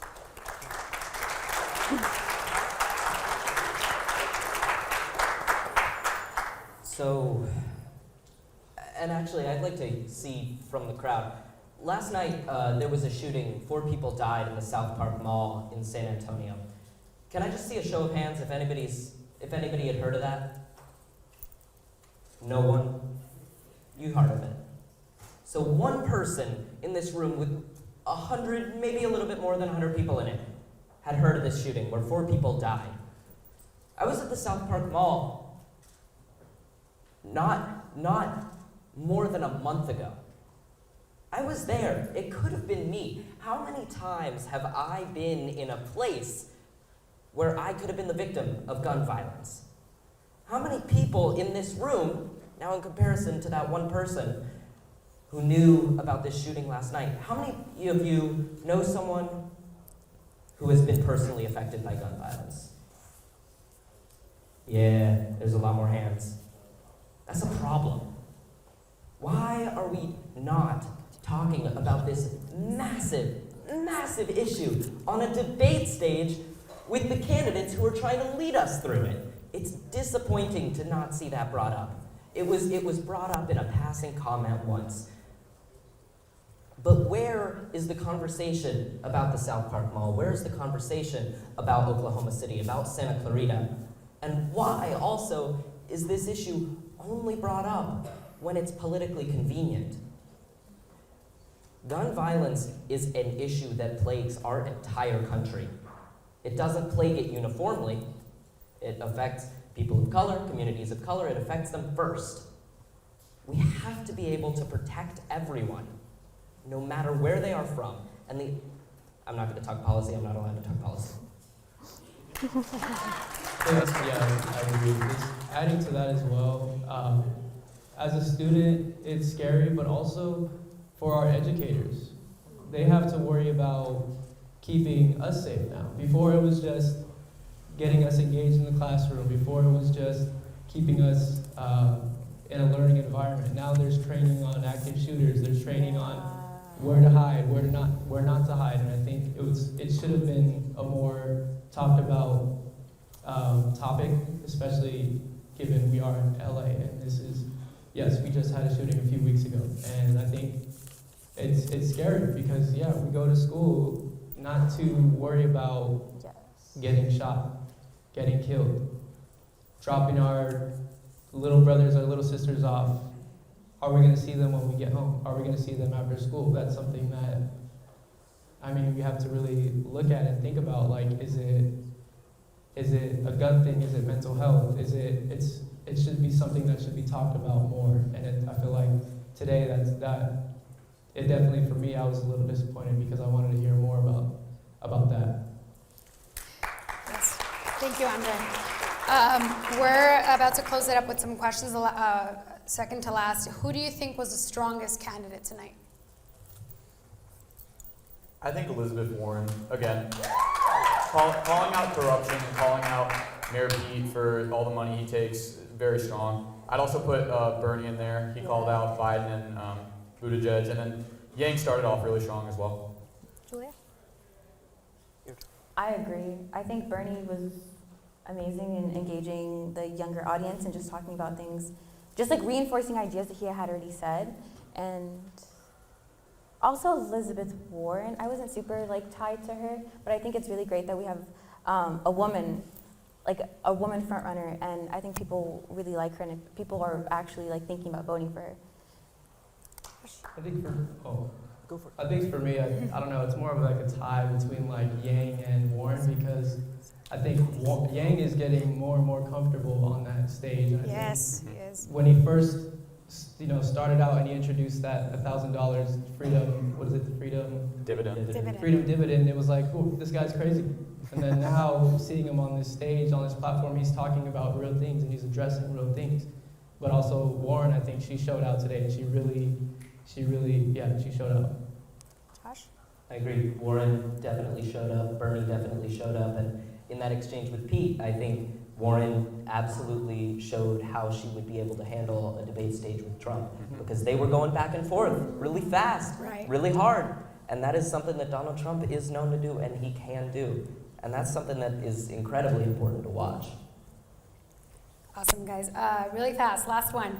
How do you think debates should be changed to connect and engage with young viewers? Okay.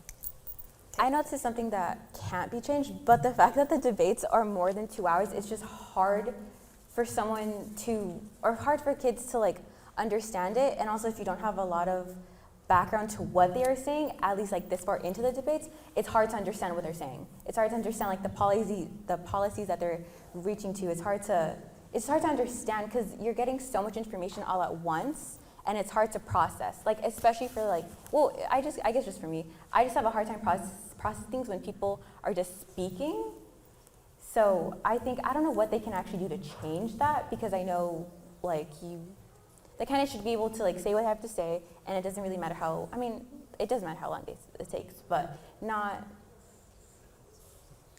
it just shouldn't be as long, and I don't know how they can change that.